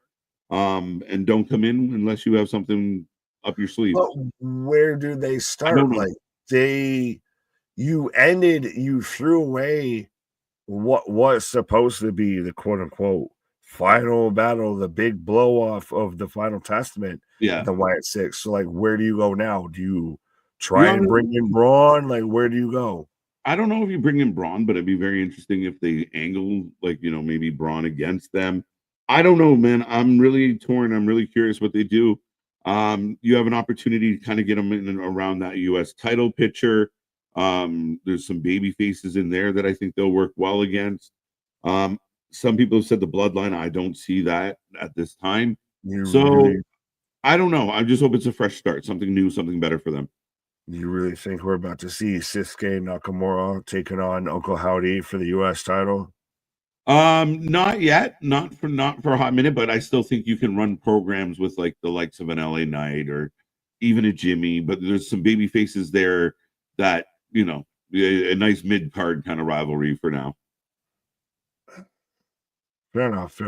We can get into a whole conversation of like trying to figure out where you would put Uncle Howdy. Like I could see him with an LA Knight if you try and corrupt them or you got to go at them. Like to me, they exist as like this entity that has to go at people. Like titles should not be their focus.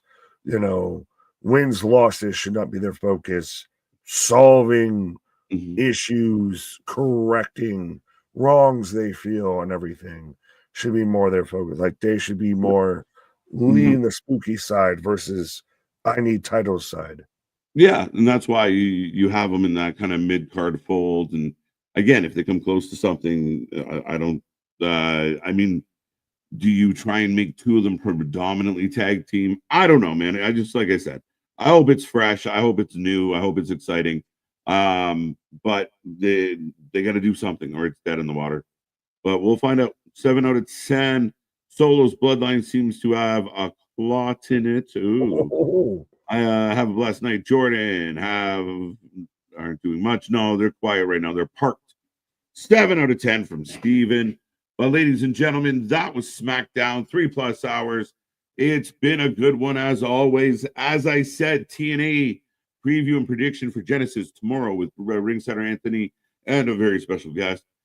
Check out for that. Keep your little bell notifying you when we're putting up stuff. Sunday, 7 p.m., we're here for Genesis. It's going to be a crazy night. Also watching GCW.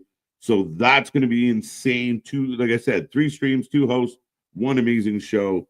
And other than that, we thank you for being here. WWE's in a groove right now. That was I really liked tonight's show overall. I had a lot of fun with it. So, but ultimately, check out all our socials. Be a friend, tell a friend. Did you give a number for tonight? I did 7.5, sir. Okay, fair enough. I'll go 7. I thought that was really good. Price is right. I'll take $1. I'll take $1. Right? 90. Yeah, no, not bad, but yeah, it's still, again, it's found a consistent level of where SmackDown's at and everything. It's not going to always be this, oh my God, it's 11 out of 10. Well, this is the greatest wrestling show I've ever seen. Yeah. What I find very interesting, last thing I'll say before we say goodbye, but what I find very interesting is SmackDown for so long was like the soap opera show. Like the Bloodline stuff carried, and it was a lot about the segments and the backstage and like all the little scenes. At the end of this now, like a show like tonight built on matches, not so much the soap opera.